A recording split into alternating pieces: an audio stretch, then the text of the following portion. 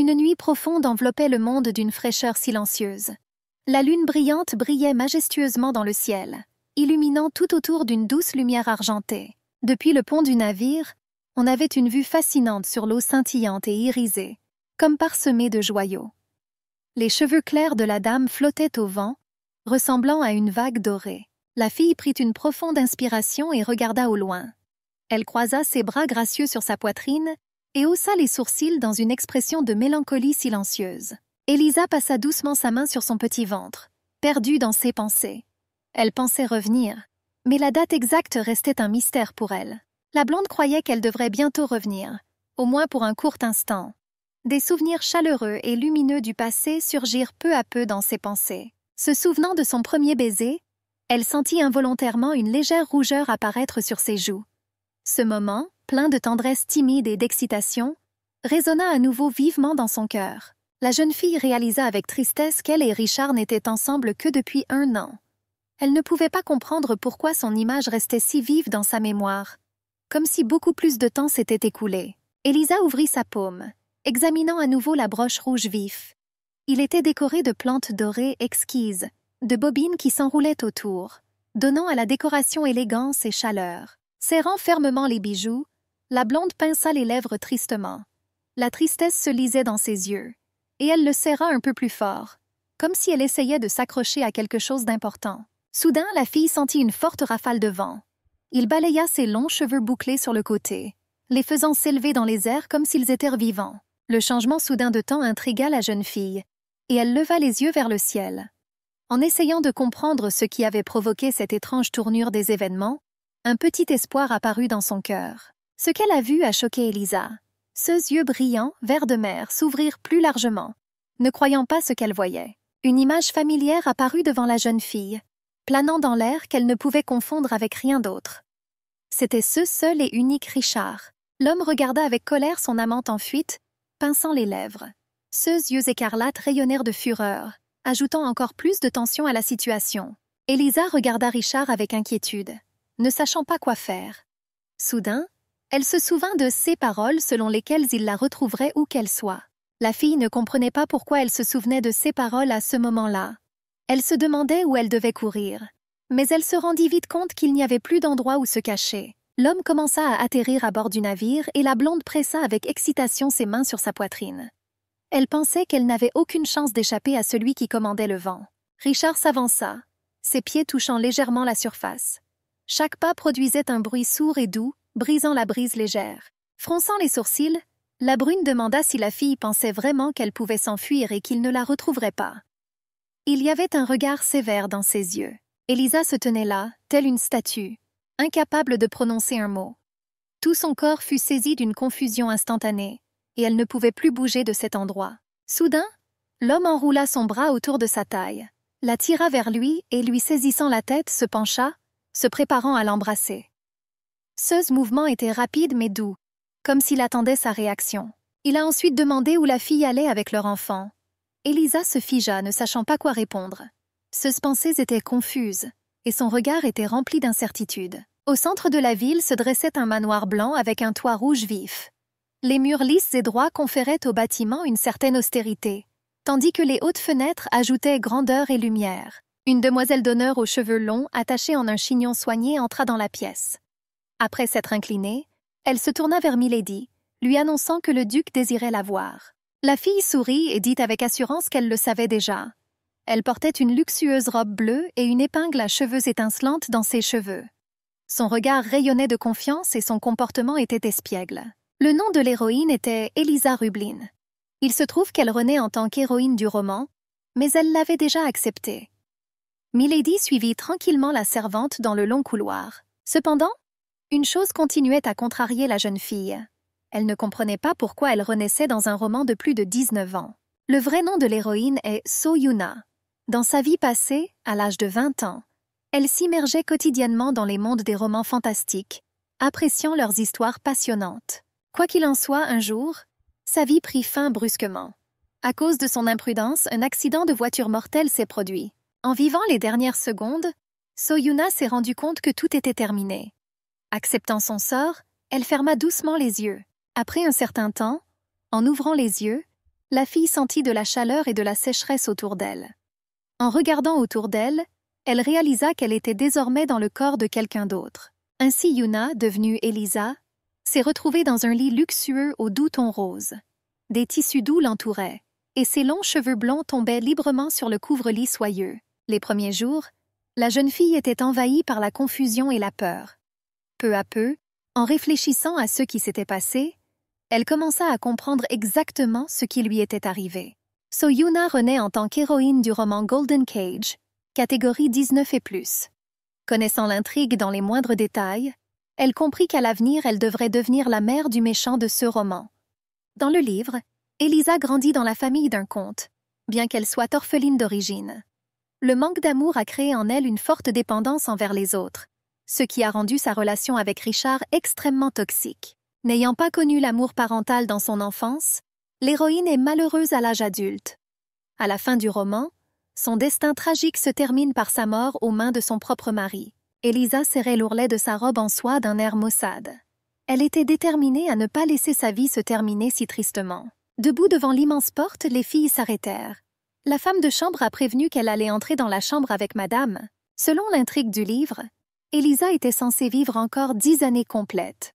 Pinçant fermement les lèvres, la jeune fille décida que pendant ce temps, elle devait simplement changer son destin. Albert Rubelin était au bureau. Il était vêtu d'un costume raffiné fait d'un tissu coûteux. Sa barbe soigneusement taillée conférait à son image une solidité et une élégance particulières. L'homme était la personne la plus influente de l'Empire. Il était le chef de la célèbre famille Rubelin, surnommée La Tempête. Un an seulement s'était écoulé depuis que le duc avait perdu sa femme et son fils, rongé par le chagrin. Cette courte période de temps, remplie de souffrances, a laissé une marque indélébile dans son cœur. L'homme ouvrit patiemment l'étui à cigarette, en sortit une et l'alluma avec précaution. Une fine traînée de fumée s'éleva bientôt dans l'air, reflétant son calme et sa réflexion. Prenant une profonde inspiration, Albert Rubelin expira la fumée et annonça calmement qu'il était temps pour Elisa de se marier. Il y avait une note de mauvaise volonté dans sa voix. Le duc a noté qu'une roturière comme elle devrait être reconnaissante, car elle était honorée de faire partie de sa grande famille. La fille fronça les sourcils de mécontentement, décidant de rester silencieuse. Cependant, madame a tout compris. La seule famille ducale de l'Empire ne voulait pas marier son fils à une fille issue d'une famille pauvre. Elle vivait dans un bidonville et était également orpheline. Le père biologique d'Elisa, le comte Lohengrin, est décédé il y a 3 ans. Tout ce qui restait, ce sont des souvenirs et une fille qui ne pouvait toujours pas oublier cette perte amère. L'épouse du comte est décédée dans un accident de la route. Seule Elisa a réussi à survivre grâce à une heureuse coïncidence. Malheureusement, la jeune fille n'a pas hérité de la fortune de son père car son entreprise a fait faillite.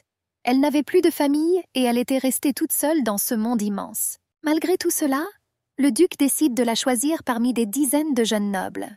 C'était comme s'il avait besoin d'elle pour une raison quelconque. L'homme souffla un autre jet de fumée âcre. Il a déclaré avec mécontentement que les femmes avaient la vie trop facile. Albert expliqua que tout ce qui était nécessaire était que l'homme donne naissance à un héritier. Après cela, n'importe quelle fille pouvait profiter d'une vie luxueuse à ses dépens. Le visage d'Elisa reflétait un calme complet, mais à l'intérieur tout bouillonnait. Elle venait juste d'avoir ses règles et le duc lui parlait déjà de l'accouchement. Elle a trouvé ces paroles extrêmement dégoûtantes. La fille était catégoriquement en désaccord avec Albert. Au contraire, les hommes ont toujours eu la vie facile. Ils pouvaient discuter sans souci tout en fumant une cigarette, renforçant ainsi leurs liens et augmentant leur autorité. Il suffisait toujours au chef de famille d'aller quelque part, de faire quelque chose ou de parler à quelqu'un, puis de rentrer à la maison. Chaque fois qu'on lui présentait quelque chose à la maison, il criait et craquait. Les hommes recevaient souvent toutes les récompenses pour le travail de leur compagne dans la création d'une famille. De ce fait, leurs efforts étaient souvent dévalorisés, et les femmes étaient considérées comme inutiles. Soudain, un coup violent fut frappé à la porte, ce qui rompit le silence. Un instant plus tard, la porte s'ouvrit légèrement et 2 hommes entrèrent dans le bureau. L'homme aux cheveux bruns et à la moustache clairsemée a rapporté que le jeune duc avait été retardé en raison d'un affrontement avec des bandits. Un prêtre aux cheveux blonds se tenait derrière lui, observant tranquillement ce qui se passait. Prenant une profonde inspiration, Albert Rubelin éteignit tranquillement sa cigarette. D'un ton condescendant, il a affirmé qu'il n'y avait pas de voleurs sur ces routes. D'un ton gêné, L'interlocuteur expliqua que c'étaient les paroles du jeune duc. Il a ajouté que l'invité arriverait bientôt, après avoir traversé le col de la montagne. L'homme a demandé pourquoi il était nécessaire de créer de telles difficultés. L'homme aux cheveux bruns lui a remis le document et a expliqué que le jeune homme considérait cet itinéraire comme plus sûr. Albert a traité le jeune duc d'idiot qui créait des problèmes inutiles. Sachant que l'invité n'arriverait pas avant minuit, l'homme comprit que c'était sa façon d'exprimer son attitude envers les fiançailles. En désignant du doigt un endroit du document, le duc demanda à Élisa de signer à cet endroit. Elle regarda le papier avec mécontentement et fronça les sourcils, réalisant qu'il s'agissait d'un contrat de mariage. Milady a attendu 10 longues années avant que ce mariage ne se termine par un meurtre. Elle pensait qu'elle aurait pu éviter de donner naissance à l'enfant de son mari, et elle a fait tout son possible pour éviter de tomber amoureuse de lui. La fille saisit brusquement le stylo et le plongea négligemment dans l'encre. Elle commença à signer, sans prêter presque attention à la douceur des lignes, se dépêchant seulement de terminer. Élisa rêvait de la vie luxueuse d'une duchesse, anticipant richesse et statut. Elle pensait qu'en cas de divorce, elle pourrait poursuivre son mari pour une part importante de sa fortune. Le prêtre surveillait attentivement chaque mouvement de la main de Milady. Son regard était intense, comme s'il essayait de démêler les intentions cachées de la petite fille. Dès qu'Élisa eut fini, l'homme se redressa avec contentement, joignant les mains. Puis il baissa la tête et commença à réciter la prière, sa voix forte et confiante. Finalement, le prêtre a solennellement annoncé que Richard Rubelin et Élisa Léon Green étaient redevenus mari et femme. Il a souligné que leur union a été bénie par la déesse Arina. La fille ressentit soudain un sentiment étrange et inexplicable. Ces pensées devinrent alarmantes, et elle comprit que dans 8 ans, quelque chose allait certainement se produire à cet endroit. En quittant le bureau du duc Rubelin, la demoiselle d'honneur demanda poliment à Milady de la suivre. Quelques minutes plus tard, elle escorta la jeune duchesse jusqu'à ses nouvelles chambres, remplies de grandeur. Dès que les portes s'ouvrirent, le visage d'Élisa s'illumina de surprise et d'admiration. Examinant chaque recoin, son regard glissa longuement sur la pièce resplendissante avec son intérieur luxueux. Depuis son installation, Élisa vivait déjà dans son nouveau logement depuis 10 jours entiers. En se projetant dans le futur, elle se demandait si la chambre de la duchesse serait aussi luxueuse lorsqu'elle se marierait. La garde-robe de Milady était remplie d'une variété de tenues exquises. Chaque jour, en admirant les robes propres et repassées, elle savourait leur beauté impeccable. À la fin de chaque journée, la fille se laissait tomber joyeusement dans son lit moelleux. On lui annonça que Richard Rubelin devait arriver aujourd'hui, et ses pensées étaient à nouveau remplies d'impatience. Il approchait de minuit, mais il régnait toujours le silence dehors. Élisa décida qu'il n'était peut-être pas encore arrivé, et en vint à la conclusion que c'était même pour le mieux. La jeune fille était envahie par des sentiments mitigés. D'un côté, elle était intriguée par l'arrivée de son mari, mais de l'autre, elle était envahie par la peur de ceux qui l'attendaient. Selon l'intrigue, Richard était censé mourir plusieurs années avant le début du roman. C'est pourquoi Élisa ne savait que peu de choses sur lui. Cependant, il y a une scène qui a profondément marqué la mémoire de la jeune fille. Elle a parlé de son caractère de manière loin d'être flatteuse, laissant une impression désagréable. En regardant les portes d'entrée, Milady supplia le gars de ne pas venir aujourd'hui. Après un moment, son esprit commença à se calmer, tombant dans un sommeil calme et brumeux. Les yeux expressifs d'Élisa se fermèrent. Ayant laissé tomber toutes les pensées dérangeantes, elle s'endormit assez rapidement. Soudain, la grande fenêtre cintrée s'ouvrit avec un léger grincement. Un vent frais souffla dans la pièce et réveilla doucement la fille endormie. Élisa s'assit, mécontente, essayant de chasser les restes du sommeil. Se frottant les yeux, elle demanda d'une voix endormie qui osait troubler sa paix à une heure aussi tardive. La silhouette d'un homme aux larges épaules se détachait clairement sur le clair de lune. Ses cheveux noirs ondulaient légèrement au vent, et sa chemise légèrement ébouriffée soulignait sa silhouette confiante. La fille se figea, incapable de bouger. Son corps semblait pétrifié par la peur. Une sueur froide apparut sur son visage pâle, coulant lentement sur ses joues. Élisa n'arrivait toujours pas à comprendre qui était ce type. Soudain, l'étranger tendit la main vers elle, et elle ne put s'empêcher de crier de peur. La jeune fille, tremblante de peur, était assise, les yeux fermés, comme une statue. Chaque seconde s'éternisait, et elle suppliait mentalement l'étranger de rester loin. Le gars a soigneusement tiré le rideau, le touchant légèrement avec sa main. Le bruissement du tissu fit tressaillir et recroqueviller Élisa, comme si elle s'attendait à quelque chose d'effrayant. Voyant la petite fille envahie par la peur, Richard claqua sa langue en signe de mécontentement. Fronçant les sourcils d'irritation, il ne pouvait pas croire qu'elle était si jeune. Le gars regarda Elisa avec condescendance pendant un moment, clairement insatisfait. Elle tremblait silencieusement, incapable de trouver les mots et craignant de bouger. Finalement, le jeune duc se retourna et marcha résolument vers la porte. Ses longs cheveux se balançaient doucement, comme s'ils obéissaient à chacun de ses mouvements. La brune saisit avec assurance la poignée de la porte, mais se figea soudainement. La porte était verrouillée, ce qui le laissait clairement perplexe. La confusion sur le visage du gars s'est rapidement transformée en colère. Il commença à frapper à la porte avec force, en serrant les dents, en jurant avec colère à voix basse. Milady regarda attentivement la brune, et soudain une révélation la frappa. Devant elle se tenait Richard, son mari, qu'elle voyait pour la première fois. La jeune fille sentit soudain une forte rafale de vent entrer dans la pièce. La chair de poule a immédiatement parcouru ma peau, laissant derrière elle un léger frisson. Elisa regarda autour d'elle avec confusion, essayant de comprendre ce qui se passait. La confusion grandit, car la fenêtre restait hermétiquement fermée. Un instant plus tard, Milady comprit qu'il s'agissait probablement de la magie des Rubelin.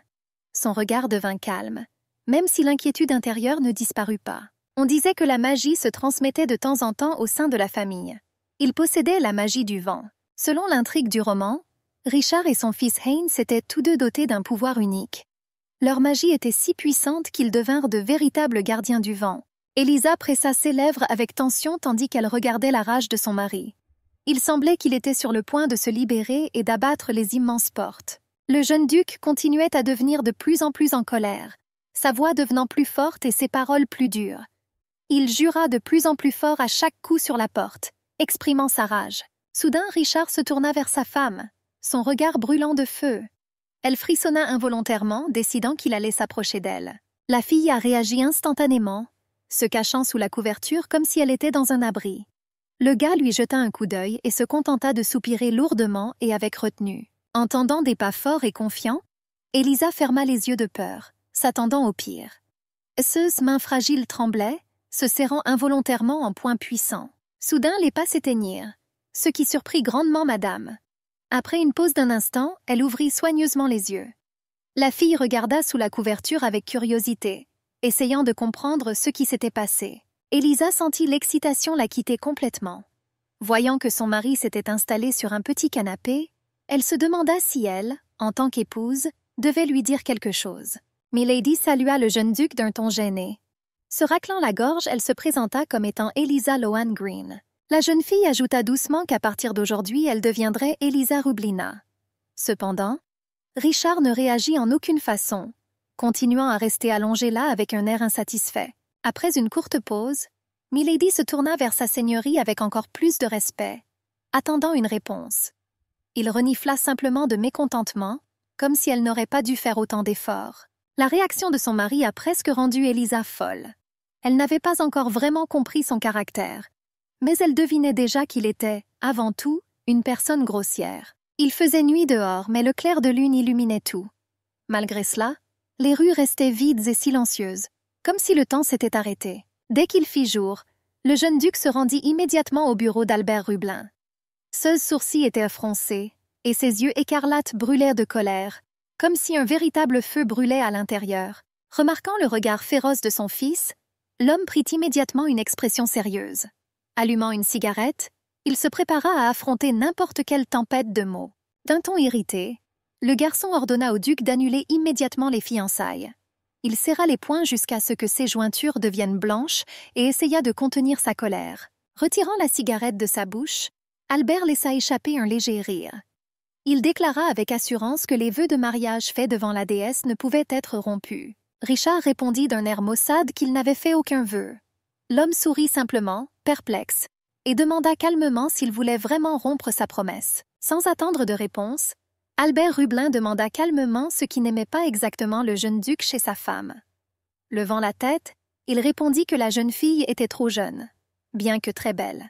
Le duc demanda si le garçon voulait vraiment l'imiter et choisir comme épouse uniquement celle qu'il aimait vraiment. Il resta silencieux, serrant encore plus fort ses poings.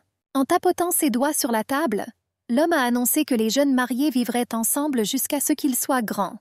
Il a ensuite ajouté qu'il était temps pour eux de penser à des successeurs. La tension dans la conversation grandit, et le duc ajouta que lorsqu'Elisa donnerait naissance à un enfant, le garçon pourrait épouser qui il voulait.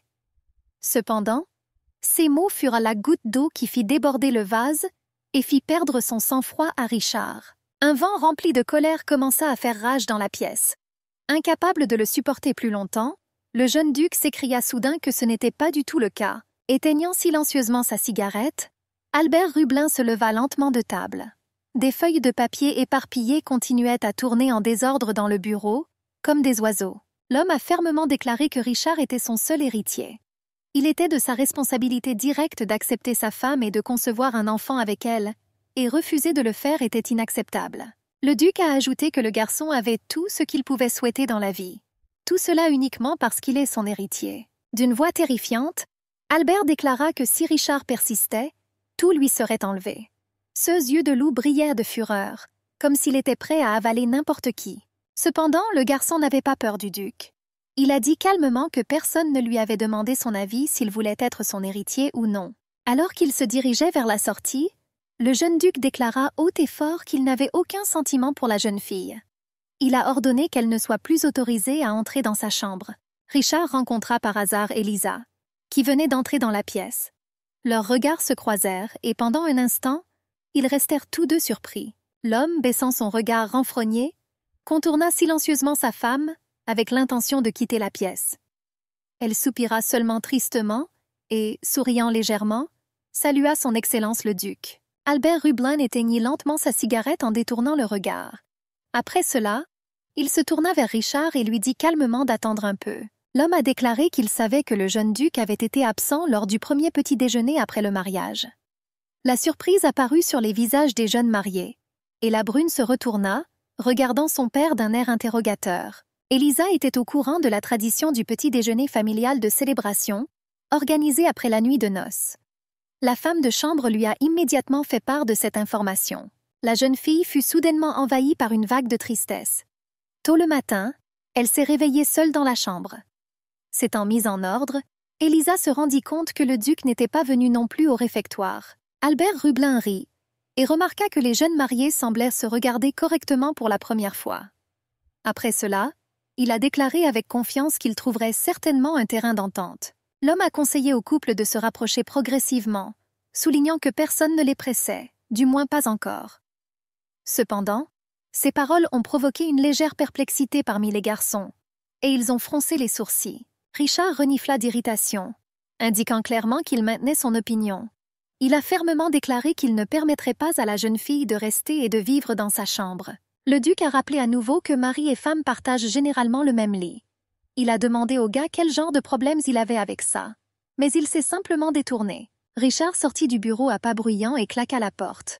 L'incident a fait dresser les cheveux de sa femme et elle s'est affaissée, fermant les yeux. Après avoir salué du regard l'héritier sauvage, Albert Rubelin se tourna fièrement vers Elisa, lui disant qu'elle était arrivée à l'heure. Il a expliqué qu'il voulait lui donner quelque chose.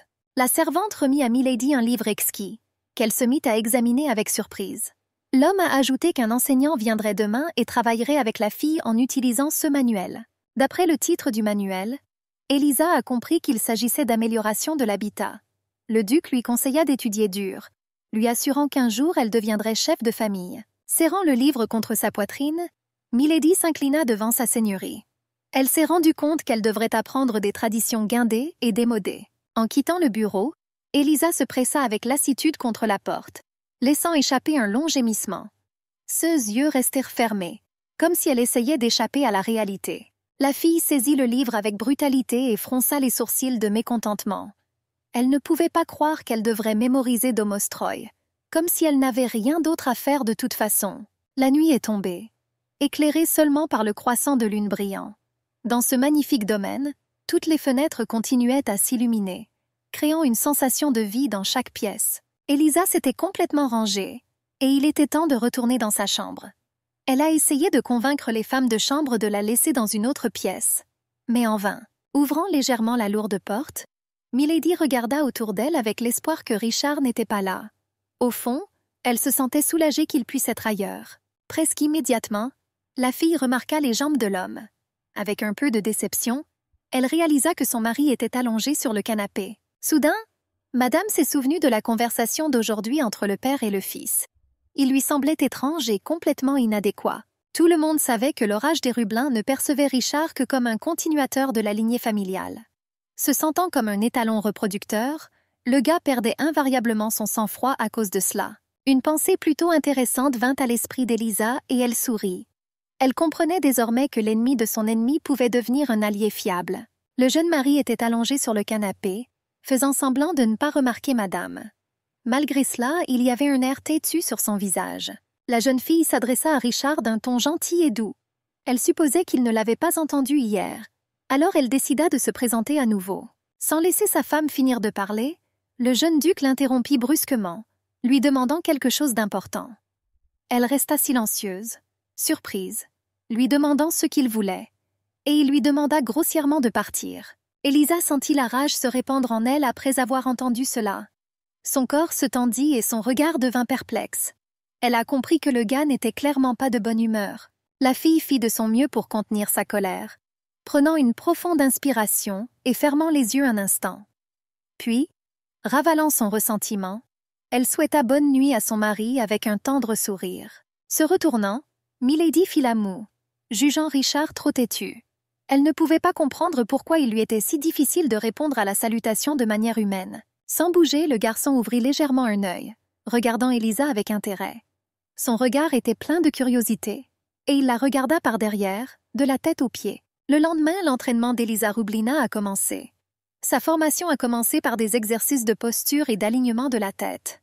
Elle marcha diligemment vers le comte, en équilibrant le livre sur sa tête. Milady consacra son temps à apprendre l'art de la broderie, les bonnes manières et les subtilités de l'étiquette. Ses connaissances et compétences étaient considérées comme essentielles pour la jeune duchesse. La jeune fille s'entraînait également à écrire, en dessinant soigneusement chaque lettre.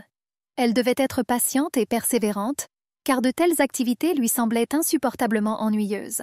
Ce calendrier avait cependant ses avantages.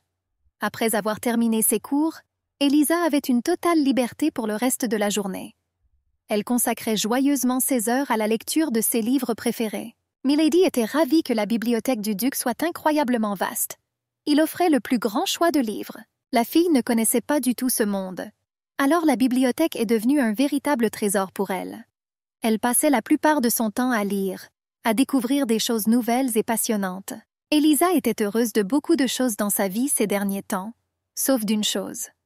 Elle était hors d'elle de colère face à l'attitude condescendante de Richard à son égard. Le couple aurait dû travailler ensemble sur un plan de divorce, mais le gars a catégoriquement refusé de coopérer. Cela a rendu la fille très irritée. Avec un regard indigné, la femme s'approcha une fois de plus de Richard avant d'aller se coucher. Essayant d'entamer une conversation, il lui a de nouveau dit d'aller se coucher. Debout près du canapé, la fille prit une profonde inspiration, rassemblant ses pensées. Elle a essayé de se calmer, mais les émotions continuaient à faire rage à l'intérieur. Richard était sur le point de la renvoyer au lit, mais elle l'interrompit. Sa femme lui a suggéré d'aller au lit ensemble, lui assurant qu'elle n'avait pas l'intention de le manger. S'étant calmée, Elisa sourit largement et joyeusement. Ses yeux brillaient de chaleur et de calme. Elle lui a demandé de lui prendre la main et d'aller au lit ensemble. Le visage du mari se déforma instantanément, laissant échapper involontairement un rire. Il était choqué que la fille le pense vraiment.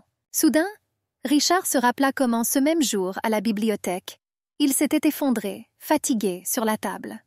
En voyant son mari, Milady s'approcha discrètement de lui et décida de le couvrir d'une couverture. Le gars a soudainement attrapé la fille par la main, la forçant à se figer. Ses yeux étaient pleins de perplexité, mais il ne voulait pas qu'elle remarque sa faiblesse. La Milady effrayée commença à expliquer qu'elle avait apporté la couverture parce qu'elle pensait que Richard s'était endormi. Il y avait de l'excitation dans sa voix. Après les paroles d'Elisa, le gars a finalement lâché son poignet. Le traitant de sauvage, elle frotta le poing sensible avec frustration, ne cachant pas ses émotions. Le jeune duc sourit soudainement en se levant. Il rigola et demanda si c'était Albert Rubelin qui avait essayé de convaincre la jeune fille de le séduire. Milady était pleine de perplexité. Son regard était empreint d'une grande confusion, et elle ne pouvait pas croire que son mari était sérieux. Elisa a déclaré avec assurance qu'elle n'avait pas agi sur ordre de sa grâce le duc.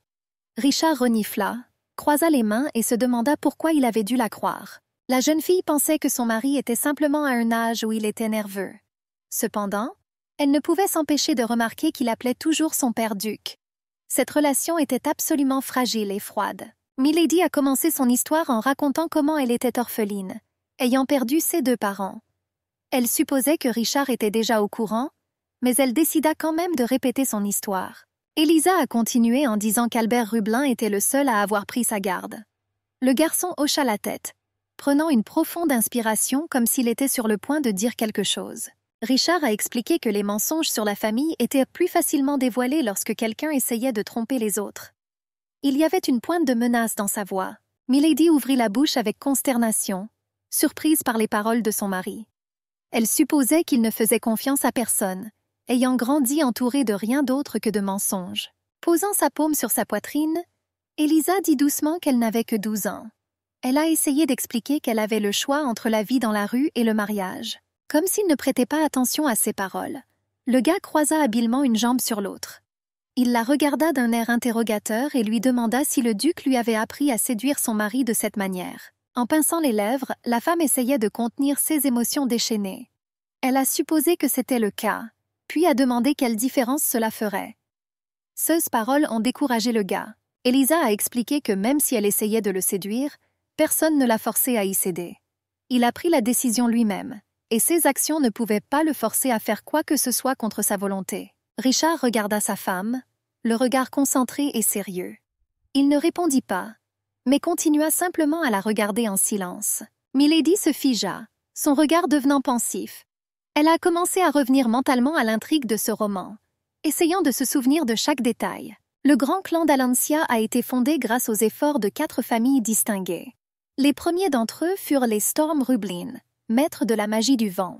Après eux, c'est le Kerflam qui a pris place dans le clan. Ces mages du feu étaient réputés pour leur puissance et leur maîtrise de l'élément feu. Les avant-dernières à rejoindre les fondateurs furent les Estersinger. Ces maîtres de la magie de la terre étaient réputés pour leur harmonie avec la nature et leur art de manipuler la pierre et le sol. La 4e et dernière famille à compléter la formation du clan était celle des Serios donneurs de vie. Ces mages de l'eau étaient célèbres pour leur capacité à accorder la vie et à contrôler l'élément eau. Toutes ces familles sont à l'origine de l'Empire. Un jour, ils se réunirent pour un grand conseil afin de déterminer lequel d'entre eux était destiné à prendre le trône et à devenir le premier empereur. De toutes les familles, les Flame Cairo et Storm Rubelin étaient les plus ambitieuses. Chacun d'entre eux cherchait à prendre la place de la dynastie impériale et à établir son propre pouvoir. Le débat a duré longtemps, mais à la fin les grandes familles sont arrivées à une décision unanime. Les Flame Cairo ont été choisis pour monter sur le trône, scellant leur revendication avec l'ancien « serment éternel ». Cette promesse était fondée sur le serment de la famille du Caire, de prendre soin du peuple et de le servir fidèlement et véritablement. Ils ont juré de ne jamais placer leurs propres intérêts au-dessus du bien-être de l'Empire. À leur tour, les Rubelin ont également assumé d'importantes obligations.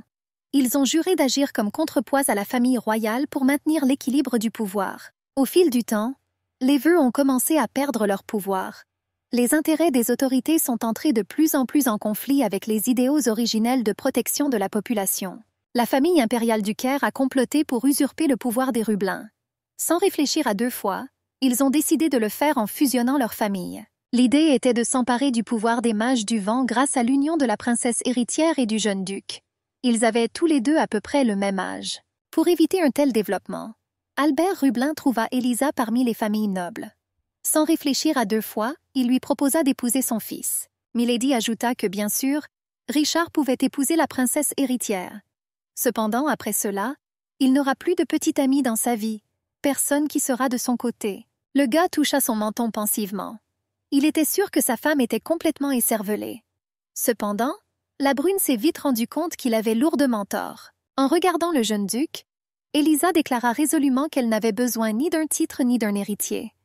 Elle prononça ces mots avec sincérité, posant sa main sur son cœur. Elisa a sincèrement demandé à Richard d'être patient et de ne pas divorcer avant d'avoir atteint l'âge adulte. Puis elle a promis d'aller quelque part où il ne la reverrait plus jamais. Le gars regarda obstinément sa femme.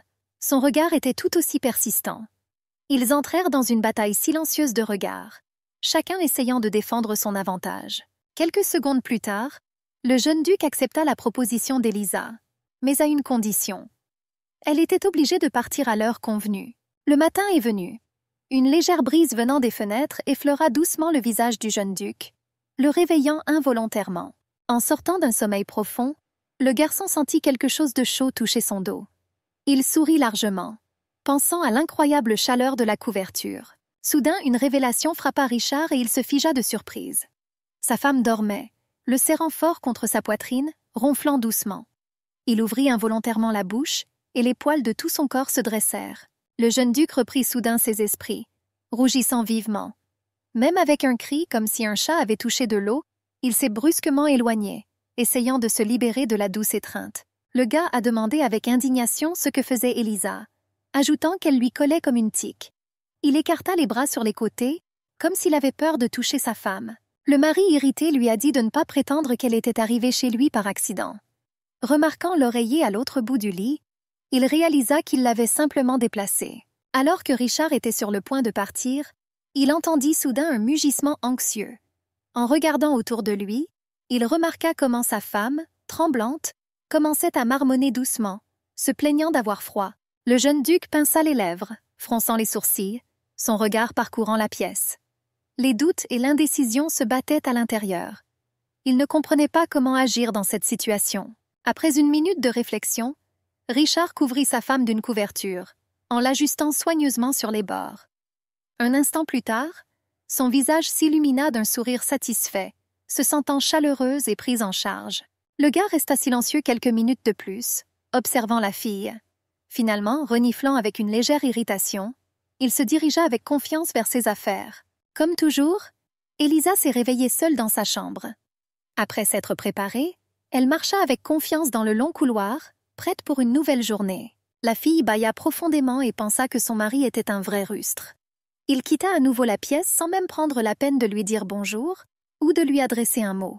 Malgré cela, madame ne s'est pas laissée contrarier. Aujourd'hui, elle avait toute la pièce pour elle. Elle prévoyait avec joie de passer la journée à lire des livres d'histoire. Il y avait une élégante théière sur la table au centre de la pièce. Il y avait des tasses à proximité, d'où s'élevait une légère vapeur de thé fraîchement infusée. Il y avait un livre ouvert à proximité. Prenant l'un des manuels, Élisa s'installa près de la fenêtre, où une douce lumière tombait sur les pages. Elle se plongea dans sa lecture avec un plaisir évident, appréciant le silence et l'arôme du thé. Percevant des bruits étranges, la fille leva les yeux et remarqua la servante. Elle semblait si petite, et debout sur la pointe des pieds, elle paraissait si fragile qu'elle pouvait perdre l'équilibre à tout moment. Le nom de la fille était Anna, et sa taille n'était pas du tout adaptée à un tel travail. Soudain, la petite demoiselle d'honneur chancela. Gardant miraculeusement son équilibre, elle a continué à nettoyer. Élisa se souvint que quelques jours auparavant, la femme de chambre avait nettoyé et lavé le sol de la chambre. Elle a été choquée que personne ne soit venu en aide à la jeune fille à ce moment-là. Dès le moment où Anna est apparue à cet endroit, les employés supérieurs ont commencé à la surcharger de travail. Ils ont profité sans vergogne du fait qu'elle n'était encore qu'une enfant. Milady ne pouvait pas imaginer comment on pouvait offenser des enfants. Rassemblant son courage, elle ferma le livre. Élisa se leva et décida fermement qu'elle ne laisserait pas cette injustice impunie. La servante Anna, ayant fini de dépoussiérer, descendit avec précaution de sa chaise et mit ses chaussures. Il y avait une certaine obstination sur son visage, comme si le nettoyage lui-même était une question de principe pour elle. La fille tomba à genoux et commença à rincer le chiffon. Soudain, Élisa s'est approchée d'elle, lui demandant avec curiosité pourquoi elle faisait le ménage là. Remarquant la perplexité et la confusion, Milady répéta sa question. Elle a souligné que les tâches d'une si jeune demoiselle d'honneur se limitaient au nettoyage de la chambre. Anna fut soudainement prise de panique. Elle a commencé à trouver des excuses, disant qu'elle voulait juste nettoyer cette pièce aujourd'hui. Élisa Rublina a remarqué qu'elle regardait la femme de chambre changer les draps et épousseter. Elle hocha simplement la tête en silence, essayant de rester extrêmement polie. D'un ton légèrement confus, la jeune fille demanda pourquoi Anna avait pris cela en charge. Elle a précisé que changer le linge était la responsabilité de Lina et que dépoussiérer était la responsabilité de Julia. Avec de la peur dans la voix, la demoiselle d'honneur a admis qu'il y a quelques jours, les femmes lui avaient demandé de les remplacer pendant une journée. Elle échoua, et pour cela ils furent sévèrement réprimandés par M. Marquis. Élisa fronça les sourcils, Son regard devint plus froid et ses lèvres se pressèrent fermement l'une contre l'autre. Elle réfléchissait clairement à ce qu'elle venait d'entendre, et ses yeux exprimaient du mécontentement. D'une voix tremblante, la jeune fille continua à expliquer qu'elle se sentait coupable et qu'elle avait décidé qu'elle devait aider les femmes. Ses yeux expressifs commencèrent à briller et des larmes jaillirent. Anna, essuyant ses larmes, supposait avec crainte que demain les servantes les plus âgées pourraient également être réprimandées pour son travail. La surprise se reflétait sur le visage de Milady, et intérieurement elle appelait mentalement ces femmes des hypocrites. Elisa s'est rendu compte que les dames d'honneur avaient forcé la jeune fille à faire le travail de 3 personnes. Lorsqu'ils furent réprimandés pour un travail mal fait, Anna se vit confier à nouveau la même tâche. La jeune fille a alors suggéré que les femmes avaient peut-être menti en affirmant avoir été sévèrement réprimandées. Prenant la petite servante par la main, elle lui permit de ne pas travailler aujourd'hui et lui demanda doucement si elle avait pris son petit déjeuner. En entendant une réponse négative, Elisa fit immédiatement asseoir Anna à table. Avec un sourire, elle lui proposa de goûter le cheesecake au citron, ce qu'elle accepta avec hésitation. Se redressant, Milady sourit sournoisement. Son regard devint excité, et dans ses yeux on pouvait voir la détermination à s'occuper de ces 2 servantes insouciantes. Le duc était assis dans son bureau, pensif sur plusieurs lettres. La faible lueur des bougies éclairait son visage concentré tandis que ses doigts tournaient lentement les pages de papier. Soudain, on frappa à la porte et l'homme se redressa immédiatement. Son regard devint intense et ses traits du visage changèrent légèrement. Il a ensuite donné au visiteur la permission d'entrer. Elisa entra dans la pièce et s'inclina immédiatement. Albert Rublin la regarda d'un air interrogateur, lui demandant si quelque chose s'était passé. Elle secoua simplement la tête, lui assurant que ce n'était rien de spécial. Levant la tête, la jeune fille dit doucement qu'elle était venue demander une faveur au duc. Il hocha la tête, lui accordant toute son attention. Posant sa paume sur sa poitrine, Elisa demanda que ses servantes soient remplacées immédiatement. L'homme fronça les sourcils et demanda avec perplexité quelle était la raison de sa demande. Milady déclara qu'elle avait besoin de femmes de chambre qui pourraient maintenir l'ordre dans les chambres. Elle a ajouté qu'il devrait également servir la nourriture et changer les draps de lit à temps. La jeune fille a remarqué qu'à ce moment-là, elle n'avait qu'une seule demoiselle d'honneur. Cependant, sa seule tâche était de nettoyer la chambre. Le duc a déclaré que les employés devraient partager leurs tâches. Elisa expliqua d'un ton plaintif que pour une raison inconnue, un seul des 3 travaillait. Milady dit que la jeune fille était tellement surchargée de travail qu'elle n'avait pas le temps de faire quoi que ce soit. En entendant cela, l'homme fronça les sourcils en pensant à la situation. Albert Rublin a immédiatement ordonné à Aaron de régler le problème. Il s'inclina, exprimant sa volonté de commencer le travail. Le duc croisa les bras et souligna qu'il ne pouvait pas permettre à leur jeune comtesse de se sentir mal à l'aise dans cette maison. Il a promis à la jeune fille de régler la situation et lui a permis de partir. Elisa s'inclina et le remercia sincèrement. Le duc ne l'offensera pas, car il est important pour lui qu'elle reste heureuse. Milady savait bien qu'Albert Rublin était capable de l'expulser de la maison à tout moment. Il fallait cependant un cas particulier qui puisse justifier une décision aussi radicale. L'homme a sincèrement essayé de donner l'impression qu'il se souciait de la fille, ce qui n'a pas échappé à son attention. Consciente de cela, elle décide de profiter de la situation tant qu'elle en a l'occasion. Comme on le sut plus tard, ce jour-là, les servantes décidèrent de passer du temps sur la place de la ville. Ils ont été sévèrement réprimandés pour leurs absences et finalement licenciés de leur emploi. Personne ne se doutait que les femmes avaient déjà accumulé beaucoup d'absentéisme. Ils travaillaient de manière bâclée, ce qui provoqua le grand mécontentement du duc. Il était furieux de ce manque de respect envers la maison. Un licenciement sans lettre de recommandation signifiait que les femmes de chambre ne pouvaient pas travailler dans les maisons aristocratiques. En voyant leurs regards suppliants, Elisa pensa qu'ils le méritaient pleinement. Après cela, la jeune fille a commencé à faire preuve d'une initiative encore plus grande, se tournant constamment vers le duc Albert. Elle ne manquait jamais une seule occasion de lui demander son aide dans divers domaines. L'homme a répondu à presque toutes les demandes de Milady, car elle demandait très peu. Cette fois, elle voulait un livre et un boulier. Elisa a également contacté le duc pour lui demander de lui trouver un professeur d'éducation financière.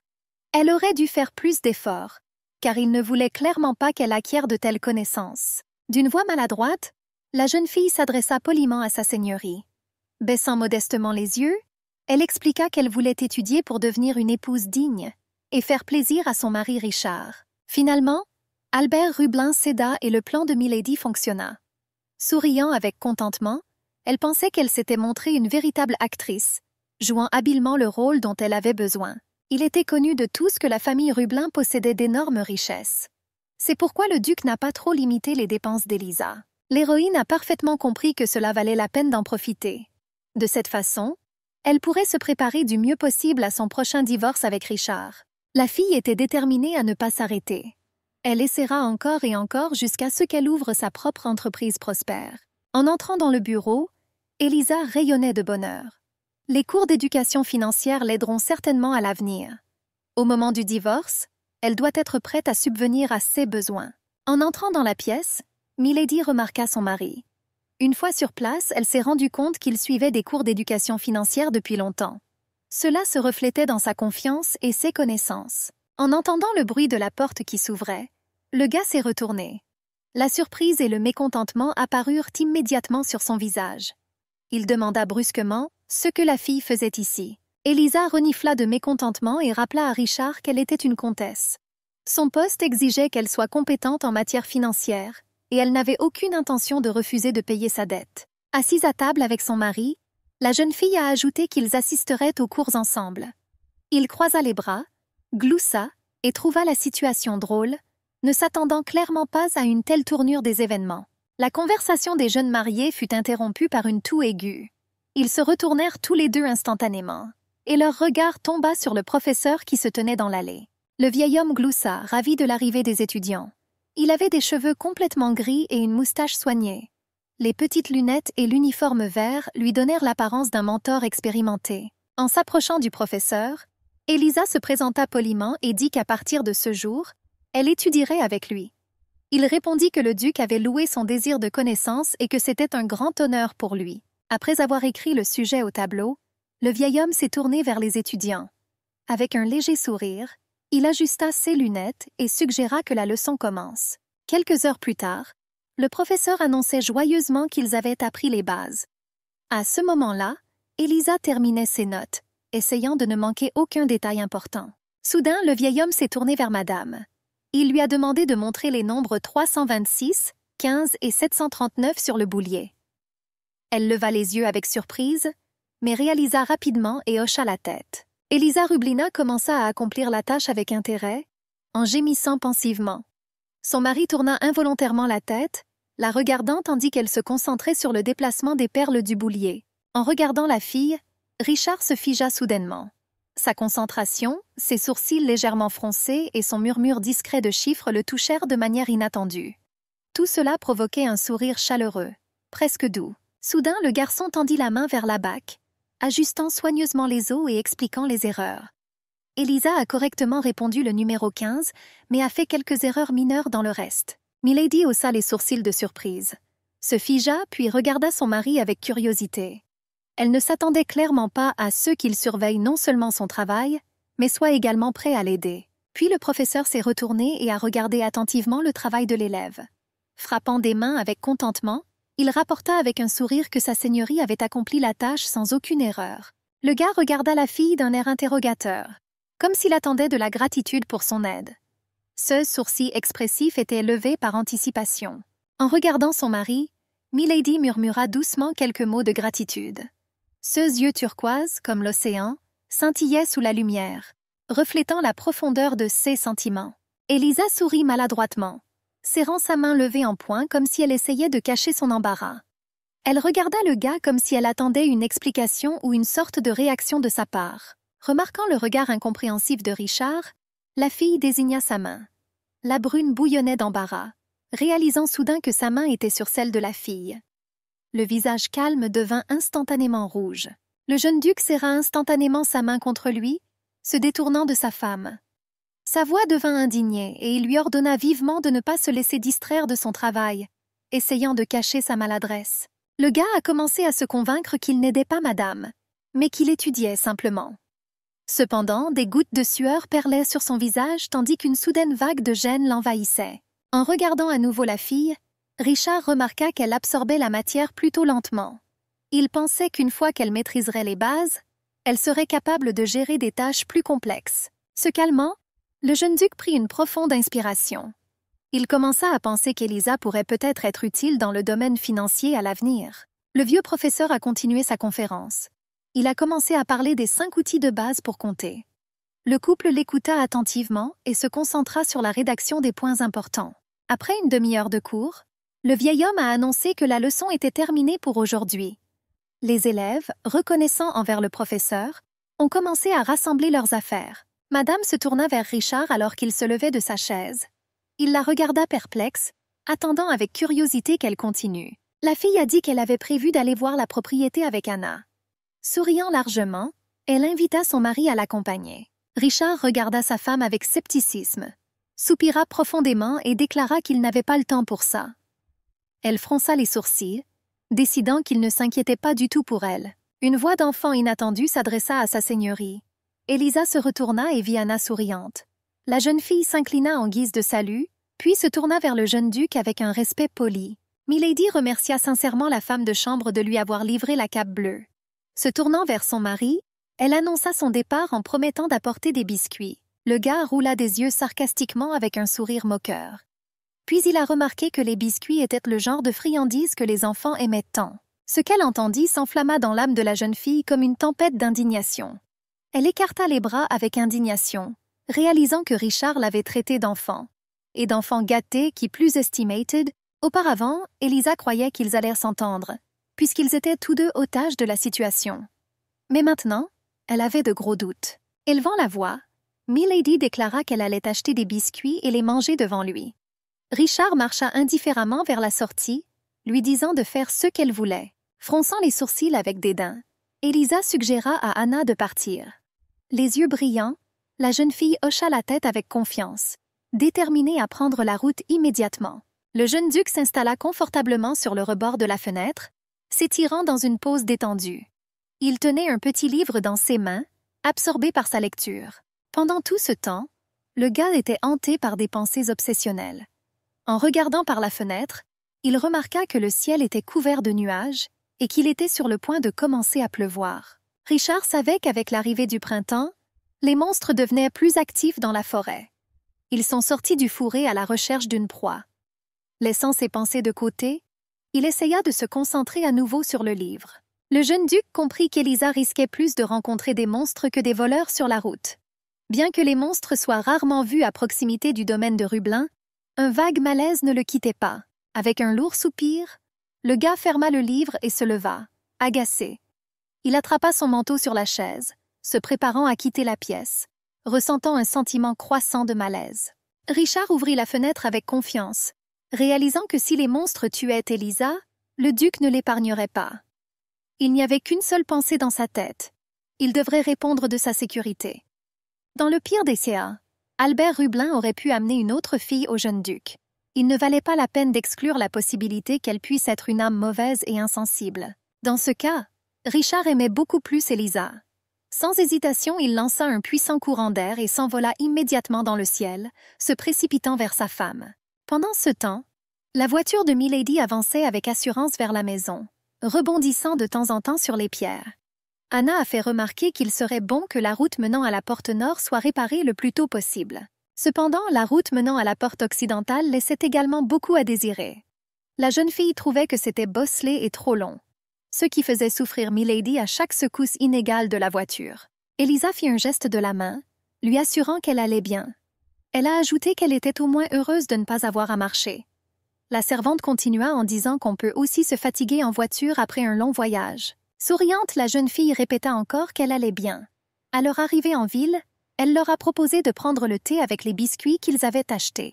Milady savait que dans la famille Rublin, il était strictement interdit aux hommes de manger des sucreries. Qu'il s'agisse d'une friandise provenant de la cuisine du domaine ou de tout autre biscuit, c'était considéré comme inacceptable. Tout récemment, la jeune fille pensait à ses projets après le divorce à venir. Une option était d'ouvrir une grande confiserie. Enthousiasmée par l'idée, Elisa s'est adressée au chef avec une petite demande. Cependant, elle ne s'attendait pas à ce qu'il n'ait tout simplement pas les ingrédients nécessaires pour le cuisiner. Milady se consola en se disant qu'elle avait réussi à acheter elle-même quelques ingrédients. Comme si cela ne suffisait pas, elle prévoyait de retourner en ville un beau jour et d'en acheter davantage. Soudain, les filles entendirent un rugissement sauvage. Puis quelque chose attaqua leur voiture. Ils ont crié sous le choc et la panique, incapables de comprendre ce qui se passait. Dès qu'Anna sentit une surface solide sous elle, elle se précipita instantanément vers sa maîtresse. Elle demanda avec anxiété si elle était blessée, et Milady répondit par la négative, essayant de reprendre ses esprits. Soudain, un cri d'attaque de monstre se fit entendre à l'extérieur. Ces mots alarmèrent immédiatement Elisa, et elle paniqua et essaya de comprendre quoi faire. L'un des chevaliers courut jusqu'à la fenêtre du carrosse, ordonnant à sa grâce de s'allonger immédiatement sur le sol. Il ajouta que les filles ne devaient pas quitter la voiture, leur assurant qu'elles s'occuperaient des monstres. Le corps de madame commença à trembler, et elle pressa ses mains sur sa poitrine avec peur. Elle ne pouvait pas croire que des monstres vivaient réellement dans cette zone. En se regardant dans les yeux, les filles se prirent la main. Riant nerveusement, Elisa essaya de les rassurer tous les deux qu'il n'y avait aucun danger, puisque les chevaliers étaient censés faire face à la menace. Une sueur froide apparut sur le visage de la jeune comtesse. Elle continuait à calmer la petite Anna quand soudain ses paroles furent interrompues par l'attaque du monstre. La voiture s'est soudainement retournée, et les filles ont crié d'horreur et ont commencé à s'accrocher à tout ce qu'elles voyaient, essayant de s'accrocher. La jolie boîte de biscuits s'est ouverte, et les friandises ont été éparpillées dans toute la cabine. En essayant de se lever, Elisa hurla de douleur, incapable de comprendre ce qui se passait autour d'elle. Tout était vague et peu clair. Son esprit n'arrivait pas à comprendre ce qui se passait. Dès que la fille entendit le rugissement du monstre, ses pupilles se rétrécirent instantanément de peur. Le sang dans ses veines se glaça, et frappée d'horreur, elle ne put prononcer un mot.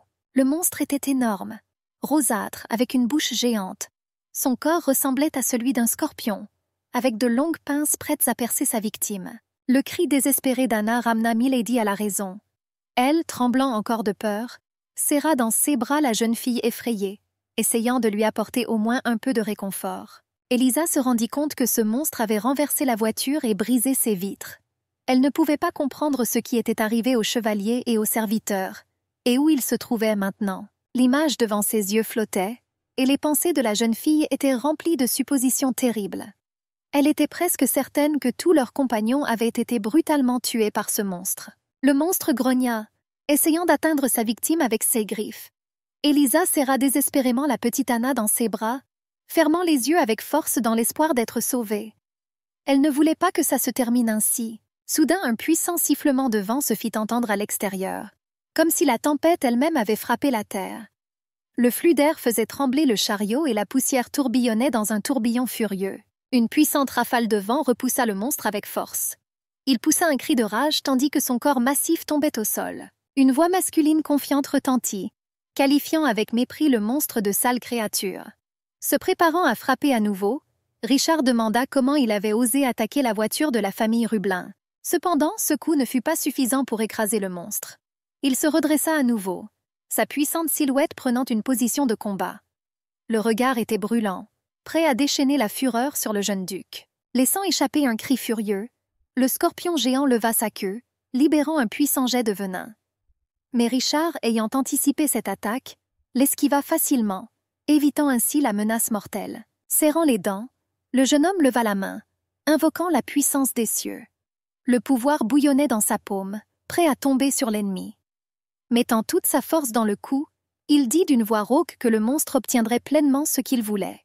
Les cieux s'ouvrirent, et une force terrifiante s'abattit sur le scorpion géant. Des millions d'ampères traversèrent son corps, provoquant des contorsions d'agonie chez le monstre. La magie disparut et l'air sentait le brûler. De la fumée sortait du corps du monstre et ses pattes tremblèrent de convulsions. À l'atterrissage, le jeune homme constate qu'un seul coup de foudre suffit à achever le monstre. S'étant assuré que le danger était passé, Elisa commença à appeler son mari à l'aide. Il se retourna et vit que les filles étaient incapables de sortir seules de la voiture effondrée. Après s'être libérées, la première chose que fit Milady fut de demander comment se sentait Anna.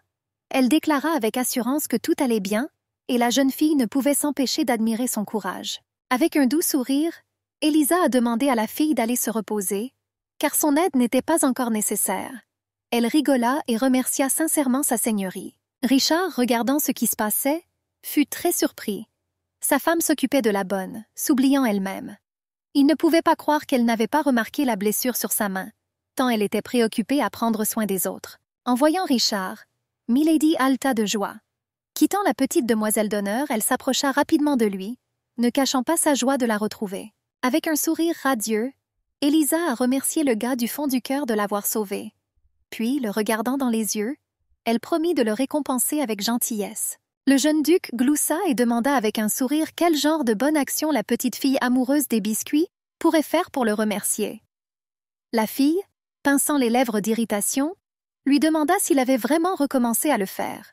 Alors Richard ne put s'empêcher de sourire chaleureusement. Il s'est rendu compte qu'il avait bien fait de se précipiter pour aider sa femme. Sa décision était la bonne, et il en était fier. Des bijoux scintillaient dans ses cheveux blonds tressés. La fille était admirée, et il a demandé comment il était possible d'être si gentil. Ils ont dit qu'elle ressemblait à une poupée. La servante a dit que M. Richard aurait dû tomber amoureux d'une telle beauté au premier regard. Elisa se regarda dans le miroir et fut surprise. J'ai supposé que les servantes avaient dû mettre tous leurs efforts dans cette tenue. Mais un jour comme celui-ci, il ne pouvait en être autrement. Une servante assura qu'aucun enfant de noble ne pouvait rivaliser en beauté avec la jeune dame. L'autre était d'accord. À son avis, la dame ressemblait à un ange descendu du ciel. Un autre serviteur est venu les voir. La jeune fille inclina la tête devant sa maîtresse en signe de politesse. La dame a dit que le propriétaire était déjà descendu. Elisa a assuré que tout était déjà terminé et qu'elle était prête à descendre aussi. Bientôt notre héroïne, accompagnée de son fidèle serviteur, descendit. Elle était ravie de voir le jeune homme, et elle marcha immédiatement vers lui en souriant doucement. La brune était triste, mais en remarquant Elisa, il se redressa immédiatement. La fille pensait qu'il avait toujours été beau, mais aujourd'hui, il était encore plus beau. Le gars s'est détourné brusquement, ce qui a surpris la jeune beauté. Je la regardais juste, et maintenant il faisait comme s'il ne la connaissait pas du tout. J'ai supposé qu'il était contrarié par quelque chose. La femme de chambre a admis que le jeune homme était simplement excité par l'image lumineuse de Madame Elisa. Mais elle n'était pas d'accord. S'approchant, la douce beauté salua le duc avec une gracieuse révérence. Il se contenta de rire en l'évaluant. L'homme avec la canne était sombre. Il a dit que tant qu'Elisa occupait une place dans la famille Ruvelin, elle devait agir avec sagesse afin de ne pas déshonorer leur famille. Il a assuré qu'il y avait de nombreux candidats capables de la remplacer. Cela a vraiment mis la fille en colère, mais elle ne l'a pas montré. Inclinant la tête, elle répondit poliment au duc qu'elle était prête dès son arrivée chez lui. Tout le monde partit aussitôt, conduit par le duc. Les serviteurs les accompagnèrent en baissant la tête. La voiture avait déjà été servie. Le cocher et 2 pages attendirent patiemment que les messieurs se mettent en route. Le soir de l'attaque du monstre, une invitation est arrivée du palais impérial. L'enveloppe avec les armoiries reposait sur un plateau en argent. Les intentions de l'empereur étaient évidentes. Même s'il portait une couronne sur la tête, ses yeux brillaient de malice. Elle voulait savoir s'il y avait vraiment un enfant qui avait pris la place que la princesse était censée prendre. Et n'était-ce pas simplement un mensonge pour éviter le mariage avec la fille de l'empereur? Il voulait également tester si sa cible pouvait être facilement éliminée. Même si la famille avait décliné l'invitation, l'empereur ne se serait pas vengé. Mais ignorer l'invitation blesserait la fierté de Ruvelin. Ainsi, 4 jours plus tard, notre héroïne et Richard voyageaient en calèche avec le prince Albert vers la capitale. Ils arrivèrent à destination seulement 15 jours plus tard, et Elisa n'a pas eu le temps de se reposer correctement après un si long voyage. Les tailleurs ont pris les mesures de la jeune beauté. Le projet était de réaliser une robe luxueuse et somptueuse avec des volants. Les tailleurs étaient également occupés autour de Richard lui-même. Ils devaient tous se préparer correctement pour la sortie. Elisa voyageait en calèche. Et je pensais que je ne voudrais pas faire une telle marche forcée une 2e fois. Mais quelque chose a attiré son attention et l'a rendue méfiante. La fille s'est demandée et a levé les yeux. Richard la regarda droit dans les yeux. La jeune beauté ne comprenait pas pourquoi il la regardait comme ça. Elisa sourit sournoisement. Elle se souvint des paroles récentes des servantes selon lesquelles elle était exceptionnellement belle aujourd'hui. La jeune fille lui demanda sans artifice pourquoi il la regardait comme si quelque chose lui était collé. Richard tendit la main, ce qui provoqua une certaine confusion chez son interlocuteur. Et puis il enleva habilement une tache de poussière de ses cheveux. Il s'est avéré que ça a vraiment marché. Ils sont tous les deux arrivés à la conclusion qu'il s'agissait d'un fil. Elisa, se sentant mal à l'aise, décida de changer rapidement de sujet. La jeune fille a demandé à Richard à quoi ressemblaient, selon lui, le prince héritier et la princesse. La réponse fut laconique. « Des ordures !» Elisa a demandé à nouveau. Le jeune homme avait une apparence menaçante.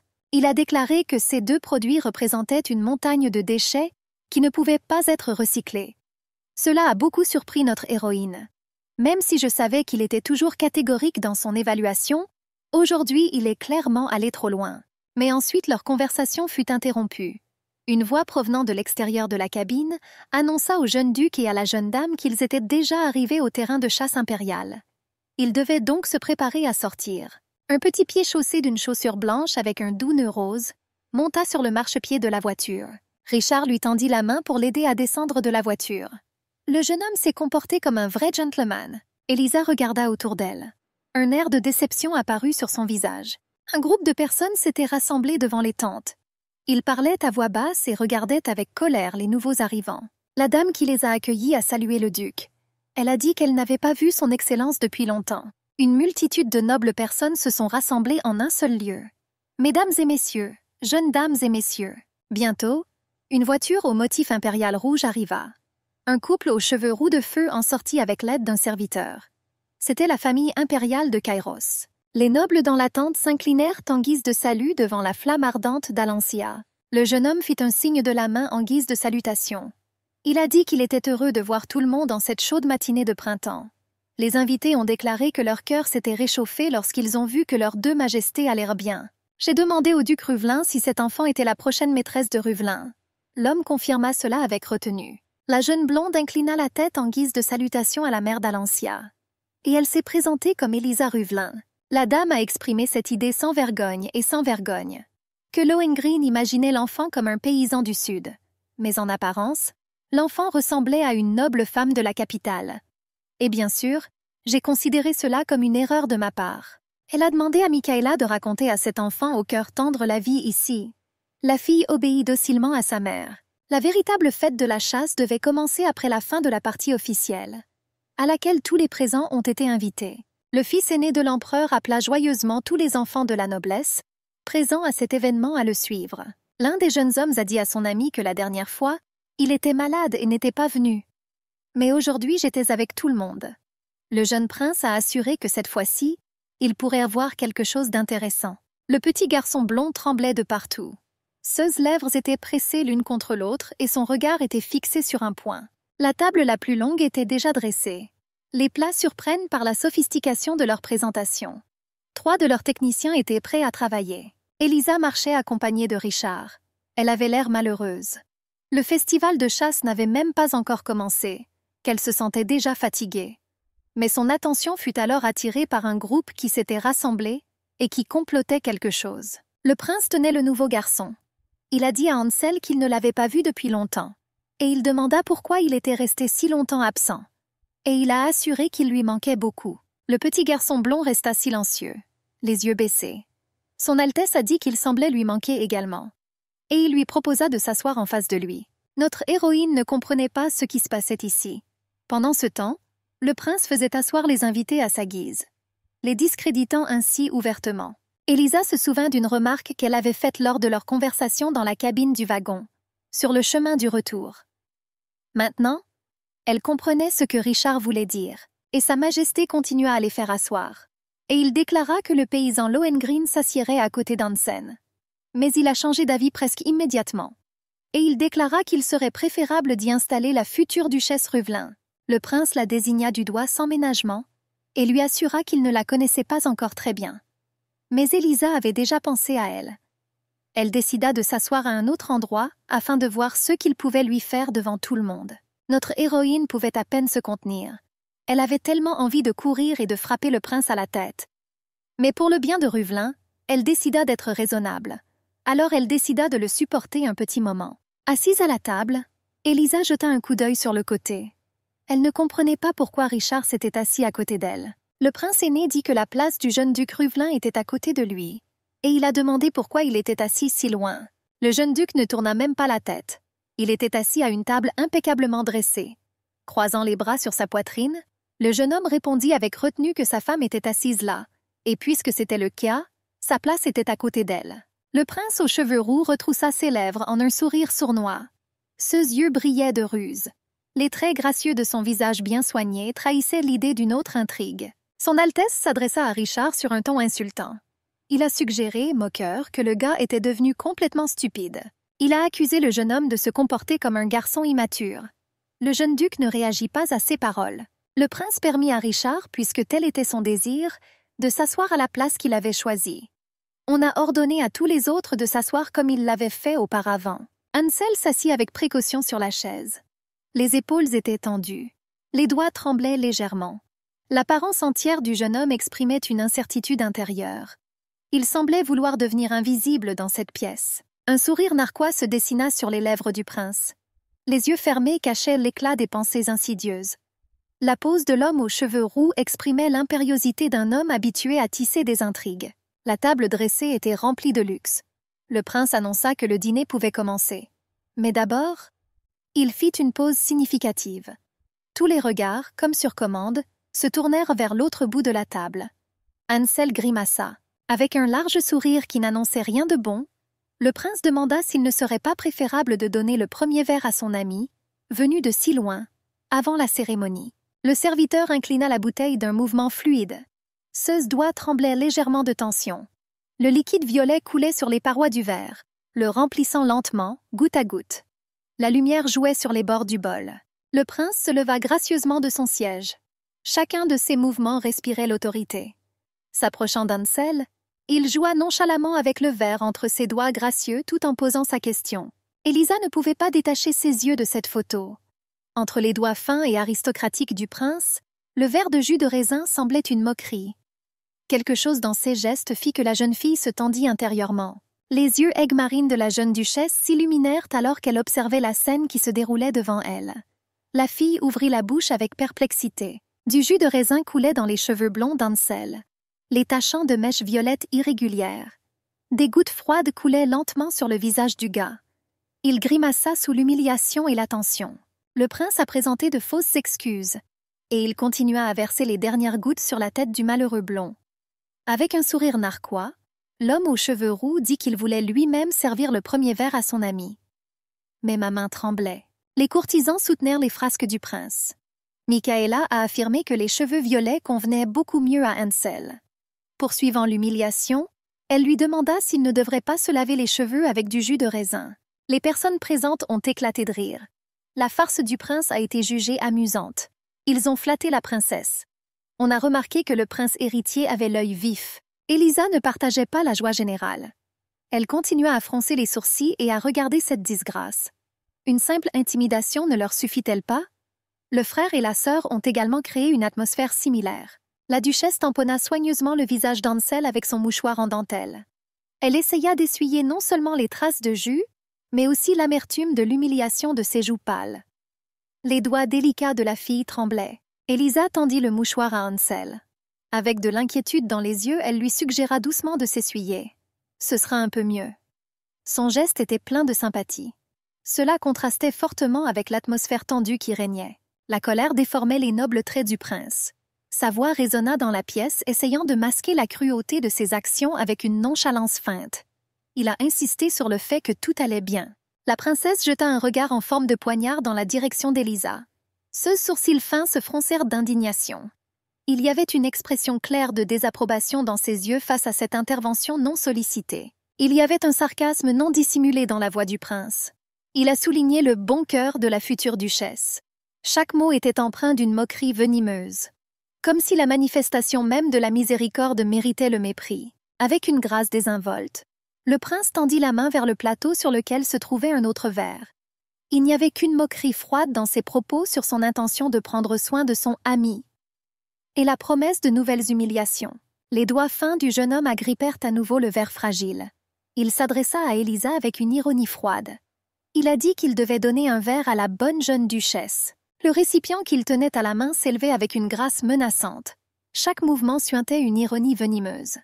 Ce geste contenait une promesse sans ambiguïté de nouvelles humiliations. Les doigts d'Élisa s'enfoncèrent dans les plis de sa robe. Son visage tendu exprimait une indignation à peine contenue face à ce qui se passait. Elle regarda le prince avec défi. Une rafale de vent violent et inattendu s'abattit sur la salle, arrachant le chapeau élégant des boucles rouges de la princesse. Ses cheveux parfaitement coiffés étaient ébouriffés, ruinant son look impeccable. Le prince leva instinctivement les mains, se protégeant des rafales de vent. La posture confiante a disparu. Une rafale de vent ébouriffa ses cheveux, et le verre qu'il tenait à la main se balança dangereusement. Toute la pièce commença à bouger. Les dames s'accrochaient à leurs robes et à leurs coiffures. Les messieurs ont essayé de s'accrocher aux serviettes volantes et à toutes sortes de friandises. Les yeux verts du prince s'écarquillèrent de surprise dès qu'il vit ce qui se passait dans le hall. Lorsque le vent s'est calmé, tous les regards se sont tournés vers le prince. Sa tenue impeccable a été ruinée par une grosse tache de jus renversée. L'arrogance a cédé la place à la confusion. Un lourd silence s'abattit sur la pièce. La princesse aux cheveux roux sauta de son siège.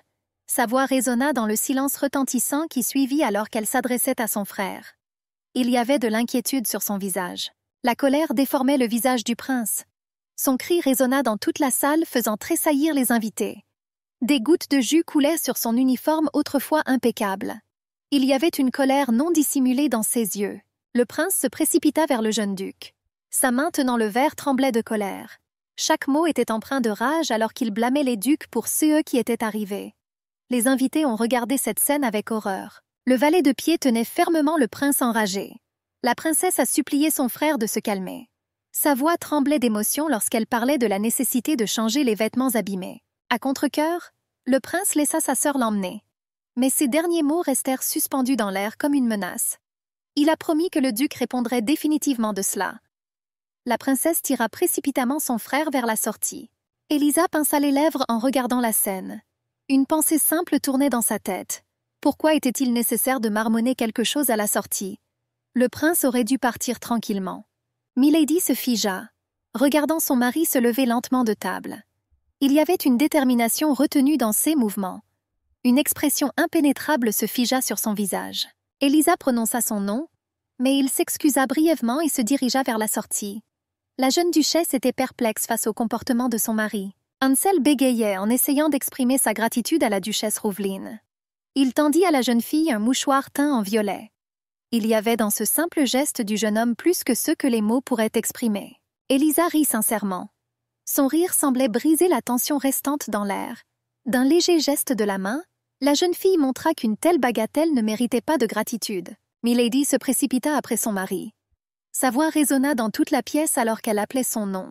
Sa hâte trahissait son inquiétude quant à ceux qui pourraient arriver ensuite. La jeune duchesse a déjà rejoint son mari dans la rue. Merci pour l'aide. Mais elle a entendu de son mari qu'elle était Ruvelin. Et c'est pour ça qu'il a aidé. La fille regarda son dos alors qu'il marchait de plus en plus loin sur le chemin. Élisa rit. Sa voix résonnait comme une petite cloche qui sonnait. Milady répondit qu'elle le savait.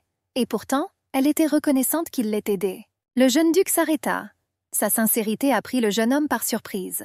Il y avait quelque chose de non dit qui flottait dans l'air. Une légère brise faisait flotter l'ourlet de son manteau. Le regard du jeune homme glissa sur le visage de la jeune fille. L'idée qu'il soit son mari la faisait penser. Les pas du jeune duc résonnaient le long du chemin pavé. La fille se tenait là, désemparée. Une simple gratitude a provoqué une réaction très complexe. Élisa ne comprenait pas ce qui lui arrivait. La blonde essuya une larme indésirable. Elle regarda sa silhouette s'éloigner. Peut-être qu'il ne voulait pas aider. Les jeunes se sont séparés. Le silence entre eux semblait tangible, rempli de mots non prononcés. Un peu plus tard, Élisa regarda avec agacement les taches tenaces qui avaient rongé le tissu délicat de sa robe. Chaque mouvement de la serviette ne faisait qu'étaler davantage les taches violettes. La duchesse se plaignit de n'avoir pu éviter d'être aspergée de jus de raisin. C'était une belle robe, mais on ne pouvait rien y faire. La femme de chambre hocha la tête avec sympathie, en accord avec madame. Anna était en colère. S'il n'y avait pas cette situation, la dame passerait maintenant du bon temps avec d'autres filles. En fait, Élisa a utilisé le jus de raisin comme excuse pour partir. Mais c'était un secret. La blonde demanda doucement à sa femme de chambre de ne pas s'énerver. « Vous pouvez vous amuser à un goûter à tout moment. » La femme de chambre hocha la tête en signe d'accord. Soudain, une voix, à peine audible mais claire, figea la jeune duchesse sur place. Elle a entendu quelqu'un dire qu'elle devait être plus prudente. Élisa resta immobile. Elle a essayé de comprendre d'où venait la voix. Anna se tourna vers la dame, préoccupée par son comportement étrange. Les deux filles se cachèrent derrière le feuillage épais. Élisa fit signe de se taire. Ils ont entendu des paroles étouffées sur la nécessité de simplement faire ce qu'on leur disait. 3 silhouettes sombres se tenèrent dans la clairière. Leurs silhouettes étaient clairement visibles à travers le feuillage dense. L'absence d'armoiries sur leurs vêtements a soulevé des questions alarmantes parmi les filles sur la façon dont des étrangers ont pu pénétrer dans la zone de chasse. Le chef du groupe prononçait chaque mot clairement. La voix calme semblait autoritaire et confiante tandis que ses compagnons écoutaient attentivement. Il leur a demandé de se souvenir de ce qui suit. Elisa pressa ses paumes sur ses lèvres, les yeux écarquillés d'horreur. La conversation secrète entre inconnus a soudainement pris une signification sinistre. Les mots selon lesquels la cible de ces hommes était le jeune duc Ruvelin percèrent le silence. La pensée que Richard était en danger a poussé la jeune fille à chercher frénétiquement une issue. Les chevaliers impériaux pourraient l'aider si elle courait et leur demandait de... Une terrible supposition transperça la conscience de la jeune fille. Et si ces personnes suspectes étaient envoyées par l'empereur? Elisa se figea. Elle a réalisé que chaque pas qu'elle ferait pourrait avoir des conséquences fatales. Tout cela pourrait être risqué. Ceux qui pourraient protéger Richard ont peut-être déjà été entraînés dans ce jeu dangereux. Elisa se souvenait des chevaliers de Ruvelin. Il pourrait être le seul espoir de sauver son mari. Milady regarda Anna tremblante. La femme de chambre a dit que ces gens étaient partis. Je leur ai demandé ce qu'ils devaient faire maintenant. Elisa se retourna. Elle a élaboré un plan. Milady ordonna à la servante de revenir. Mais la servante résista. Elle balbutia qu'elle irait avec sa maîtresse. Une lueur de détermination brillait dans les yeux de la jeune duchesse. Sauver Richard est devenu son seul objectif. Et aucun danger ne pouvait ébranler cette confiance. Deux jeunes hommes se tenaient près de la voiture du duc Ruvelin et étaient engagés dans une conversation animée. Notre héroïne a appelé Sir Tongon et Sir Arthur. Ils ont demandé avec prudence à la jeune femme ce qui s'était passé. Elisa a rapporté que le jeune duc était désormais en danger. Et leur aide était nécessaire. Elle exhorta les chevaliers à se précipiter dans la forêt pour aider le jeune duc. Les gars se sont moqués d'elle. Après tout, la forêt impériale était gardée par les meilleurs chevaliers de l'Empire, et ils considéraient ses paroles et ses inquiétudes comme vaines. Mais la jeune femme ne s'est pas calmée, et elle a demandé ce qui arriverait si ses paroles s'avérèrent vraies. Et leur maître était vraiment en détresse. Alors le duc ne les laissera certainement pas s'en tirer avec une chose pareille. Elisa comprit que les chevaliers ne lui avaient pas prêté allégeance, et donc il n'y avait aucune raison de suivre ses ordres. Avec ces mots, la jeune fille s'approcha résolument d'un des chevaux. Elle avait l'intention de monter un noble destrier, et elle a dit que les gars avaient prêté serment de sang pour risquer leur vie pour la famille Ruvelin. Et c'est pourquoi ils devaient tenir leur serment. Sautant sur son cheval avec aisance, Elisa s'éloigna au galop vers la forêt. Elle-même pensait qu'elle s'était inconsidérément assise en selle, et s'était précipitée dans la forêt. Mais elle-même ne pouvait même pas imaginer comment elle retrouverait Richard dans une forêt aussi immense. La jeune fille se souvint que dans l'original, le jeune duc était vivant et qu'il avait donné naissance à Haynes. Mais que se passerait-il si sa renaissance pouvait créer une nouvelle variable? C'est pourquoi Elisa a décidé de retrouver le jeune homme le plus vite possible et de le protéger de toutes ses forces. Puis elle sentit le vent se lever. La rafale était forte et violente par rapport à une brise normale. Alors j'ai réalisé que Richard était quelque part à proximité. Et visiblement quelque chose est arrivé au jeune homme. En regardant en arrière, elle vit, non sans joie, qu'elle n'était pas seule. Les chevaliers du duc la poursuivirent. La fille a pointé la direction avec son doigt. Elle a crié que nous devions nous précipiter dans cette direction. Accrochée au garrot du cheval, Elisa priait mentalement pour que son amant aille bien. 3 chevaliers impériaux se tenaient près du vortex de l'ouragan. Ils ne pouvaient rien faire contre les éléments avec leurs épées, peu importe à quel point ils étaient des guerriers talentueux. Ici, notre héroïne a vu Richard. Le jeune homme était l'image même du calme, et la chose la plus importante est la sécurité. Il avait le contrôle total de la situation. Le jeune duc Ruvelin se trouvait au centre même de l'entonnoir. Tous les autres participants ont été emportés par le vent et tournaient impuissants dans le tourbillon de l'ouragan. Ce foutu monstre contrôlait le vent. Quand tout fut terminé, Richard s'effondra sur le sol, épuisé. Les épées ensanglantées des chevaliers tombèrent à côté de lui. Elisa sauta habilement de son cheval et courut aussi vite qu'elle le pouvait vers son mari. Après être sorti victorieux, il était encore faible et pouvait à peine se tenir debout. La fille toucha ses vêtements et demanda avec inquiétude où il était blessé. Le jeune homme tremblait de partout. Et puis sa femme a vu une trace de sang sur son côté. Elle supposait que sa blessure était profonde et qu'elle mettait sa vie en danger. Une blessure à l'estomac peut causer beaucoup de problèmes. Elisa se précipita pour venir en aide à son mari et le saisit par les bras. Le jeune homme perdait ses dernières forces. Notre héroïne a soigneusement déposé Richard sur l'herbe. Il était clair que sa vie ne tenait désormais qu'à un fil. La chasse a été annulée immédiatement après cet incident. L'endroit où le jeune duc Ruvelin a été attaqué se trouvait à proximité du terrain de chasse. Le prince héritier et plusieurs autres nobles ont été témoins de ce qui s'est passé. C'est pour cette raison que le duc Albert s'adressa aux nobles sur le terrain de chasse impérial. Et il a demandé à être nommé enquêteur principal sur la tentative d'assassinat ratée. Bien sûr, l'empereur n'aimait pas ça. Mais pour éviter la méfiance des nobles, il céda le droit de mener l'enquête au duc Ruvelin. Et quand tout fut terminé, Richard retourna au duché et put recevoir le traitement dont il avait besoin. Élisa se consola en se disant que la blessure n'était pas profonde. Mais elle comprenait que la famille impériale était responsable de tout cela. Lorsque le duc se trouvait sur le lieu de la blessure de Richard dans la forêt, la jeune fille sentit qu'il soupçonnait quelque chose. Après tout, j'ai juste jeté un coup d'œil à l'état du jeune homme à ce moment-là. À un moment donné, la servante Annie s'est approchée. Et en bégayant, elle essaya de s'adresser à lui. Élisa était alarmée par l'apparence de la fille. Elle a demandé ce qui s'était passé. Elle n'avait pas l'air bien et son visage était très pâle. La servante, toute tremblante, dit qu'elle devait dire quelque chose. Et elle m'a dit qu'elle avait récemment rencontré un homme dans le couloir. C'était le méchant qu'elle avait vu ce jour-là. Et elle a décidé de le suivre sans se faire remarquer. L'étranger entra dans le bureau du duc où la conversation eut lieu. Annie a décidé d'écouter aux portes. D'après ce qui a été entendu, on peut conclure que son Excellence le duc était le client. La jeune femme était surprise et n'en croyait pas ses oreilles. Élisa a supposé qu'il l'avait fait dans la zone de chasse et a utilisé Richard pour démontrer que la famille Ruvelin avait toujours le pouvoir.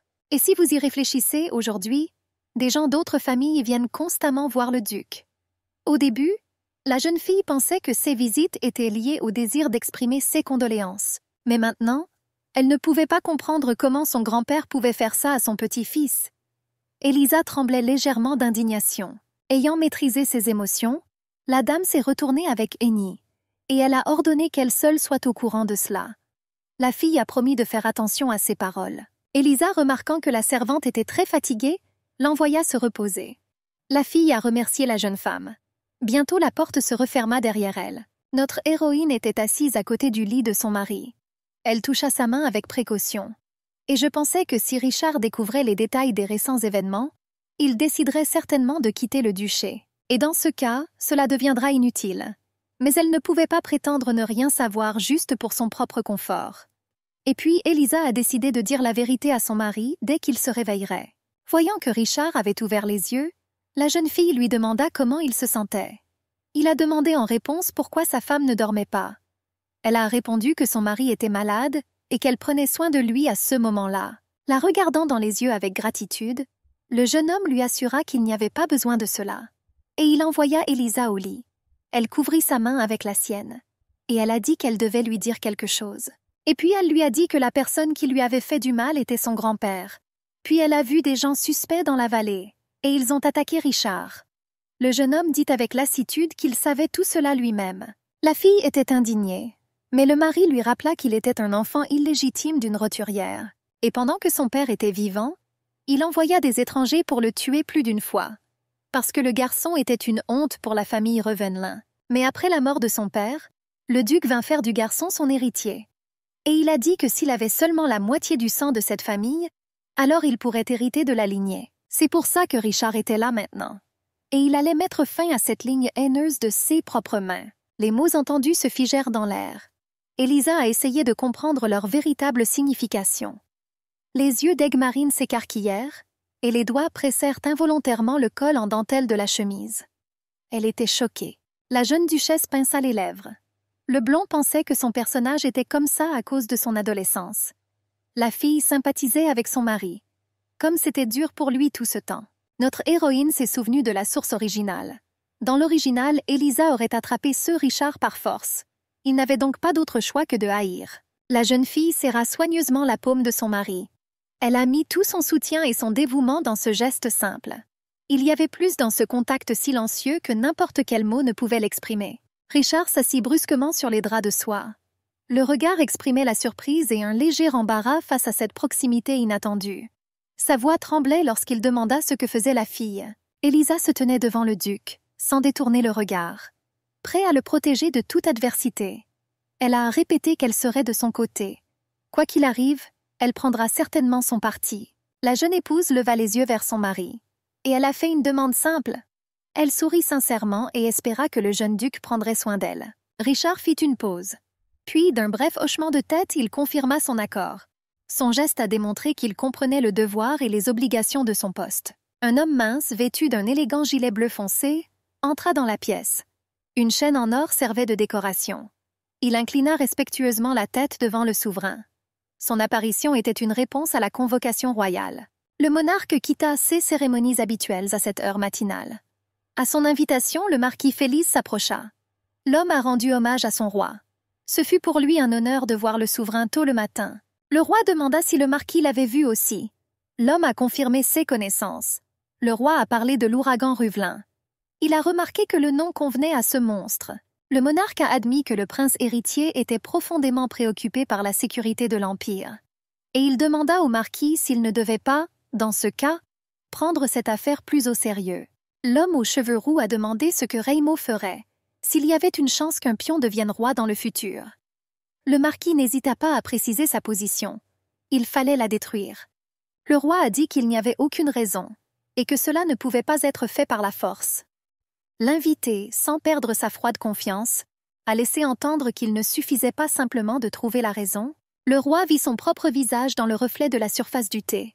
Et l'écho des paroles du marquis sur la recherche d'une raison remplissait l'air d'une froide prémonition de changements à venir. Chaque allusion du marquis était comme un coup de poignard. Il a habilement dirigé les pensées du monarque dans la bonne direction. L'homme a conseillé à Sa Majesté d'utiliser le serment fraternel. Il était une fois les 4 familles qui fondèrent l'Empire et prêtèrent un serment fraternel. Si les 3 familles se rebellent pour une juste cause, la famille impériale ne pourra pas leur résister. Si la famille impériale demande de l'aide, les 3 familles doivent la protéger. Le serment qui liait les 4 familles était comme une épée à double tranchant. La même lame qui pouvait protéger le trône pouvait aussi le renverser. Doucement et avec complaisance, le marquis suggéra que même si le roi lui-même ne pouvait pas le tuer, en utilisant ce serment, il pourrait provoquer sa mort. Il croyait que le recours au serment était la meilleure solution.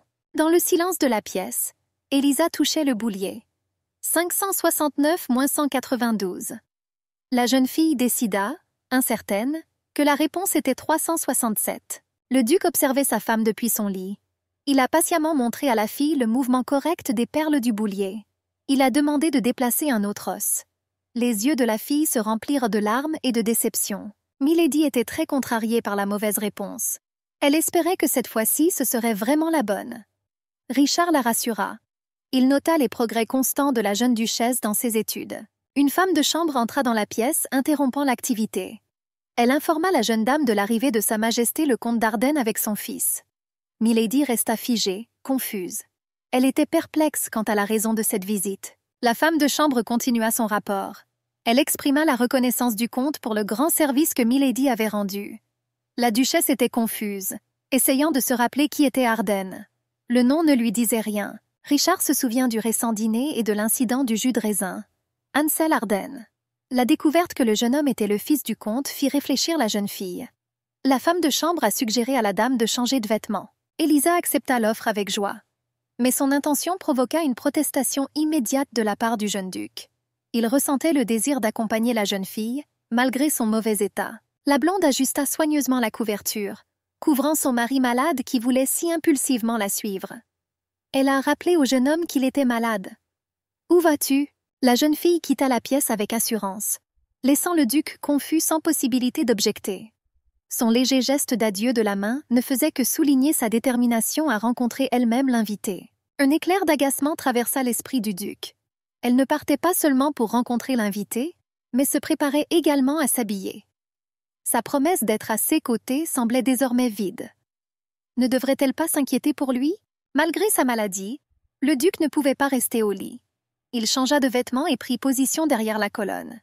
Il se dit amèrement que puisque Ansel était si reconnaissant, il aurait pu simplement lui envoyer un cadeau. Le duc regardait de loin Ansel et Élisa converser avec désinvolture. Il a vu leur rire sincère et leur conversation animée.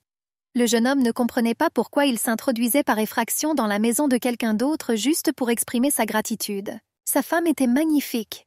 La beauté de la jeune duchesse évoquait chez lui des sentiments mitigés. Il ne comprenait pas pourquoi sa femme s'habillait à nouveau si joliment. Ansel a admis qu'il allait rendre le mouchoir à la jeune fille. Mais la tache de jus de raisin n'a pas pu être éliminée. Il va donc devoir lui en donner un autre. Milady a admis que tout allait bien.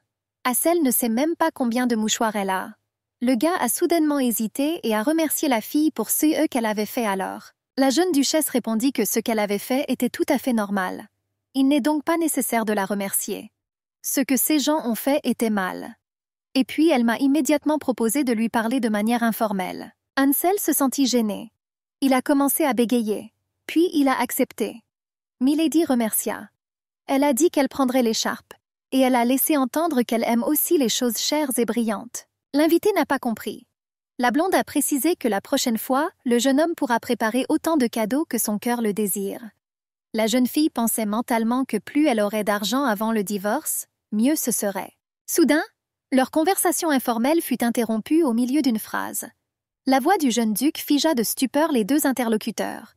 Le gars a demandé la raison de leur plaisir. Elisa accueillit l'apparition de son mari avec surprise. Elle lui a rappelé qu'il avait besoin de repos. Je lui ai demandé pourquoi il était là. Le jeune duc expliqua sa présence comme une réticence à faire preuve d'impolitesse envers l'invité. Hansel a surmonté son embarras.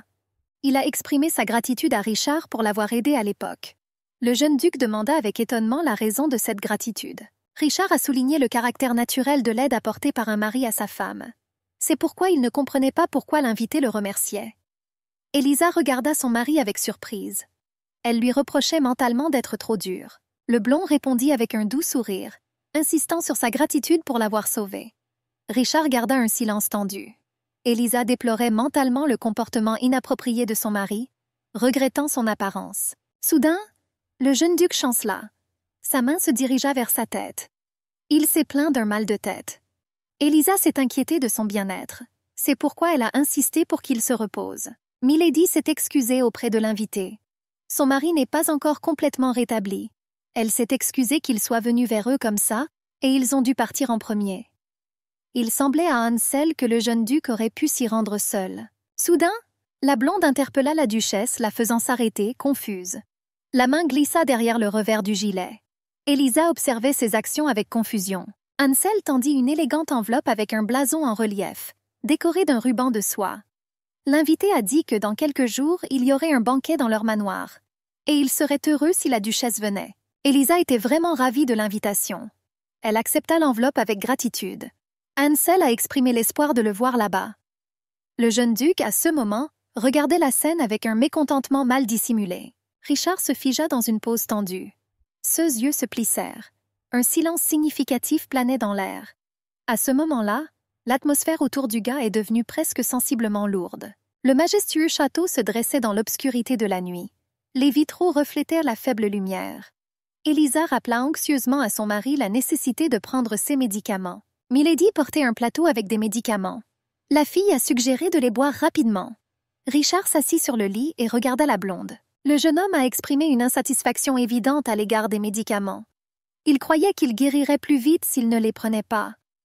Elisa, manipulant doucement, demanda que puisqu'il était un bon mari, il les boive pour elle. Richard tenait les pilules dans sa main. Il leva les yeux de ses médicaments et demanda s'il était vrai que la jeune fille allait au banquet. La blonde regardait son mari prendre ses médicaments. Elle a confirmé sa décision de partir.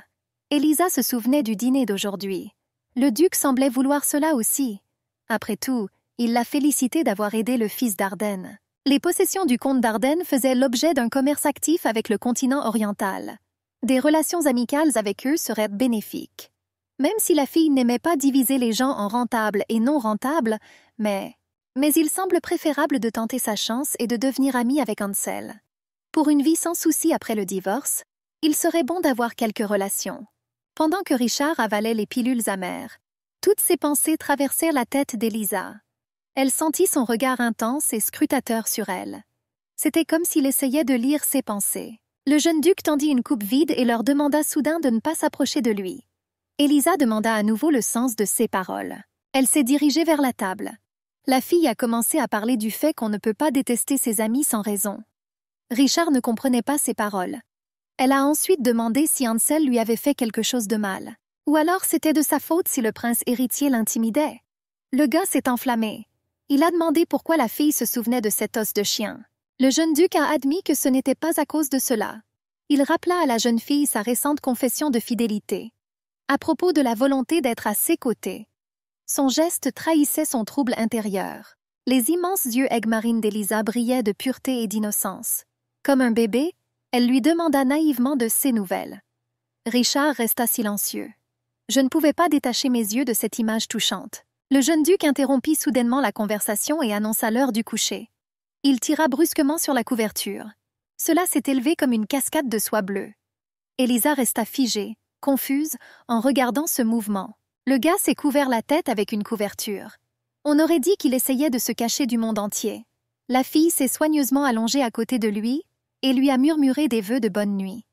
Il n'y eut que le silence en guise de réponse. La blonde s'est endormie. Seuse boucle légère tombait doucement sur l'oreiller.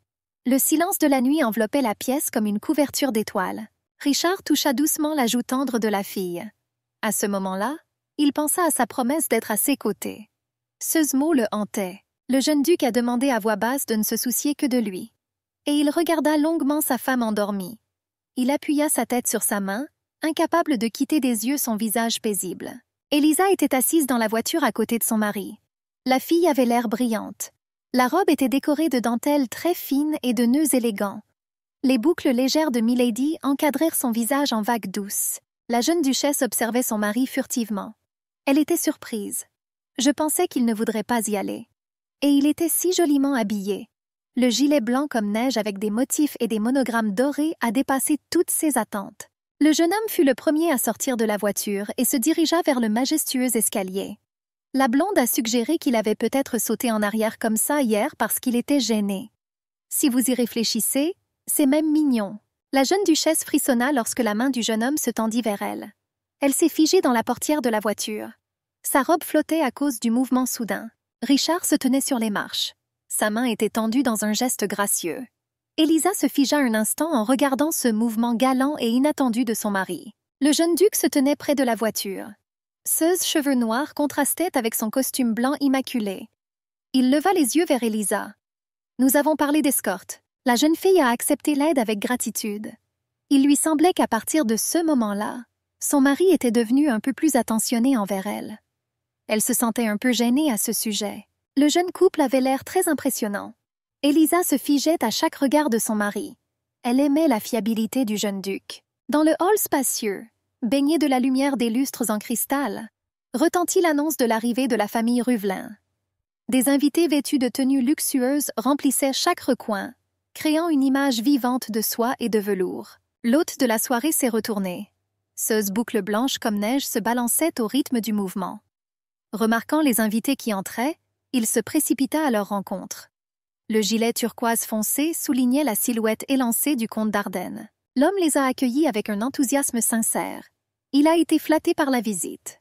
Le duc Rouvelin adressa ses félicitations au comte à l'occasion de son anniversaire. Les conversations remplissèrent la pièce tandis que les invités regardèrent le jeune couple. Ils ont appelé Elisa douce. On disait qu'ils étaient très compatibles l'un avec l'autre. Nous sommes sûrs que le duc était calme, regardant son petit-fils avec sa belle-fille. La fille était ravie. Elle a remercié tout le monde pour leurs aimables paroles. Il lui semblait que les gens d'ici étaient différents de ceux de la zone de chasse. Ils sont si gentils. Milady remarqua tous ces regards. Leur comportement était ainsi parce qu'ils pouvaient déjà voir la force de Richard. Et apparemment, ils se sont inclinés. Elle n'a pas aimé ça. Mais tout s'est déroulé comme le duc l'avait prévu. Le comte leva son verre élégant. Il les a remerciés d'avoir fait briller le lieu par leur présence. D'un geste souple, l'hôte de la soirée annonça le début du banquet. Les musiciens sur scène ont créé de la magie. Le comte a préparé beaucoup de choses.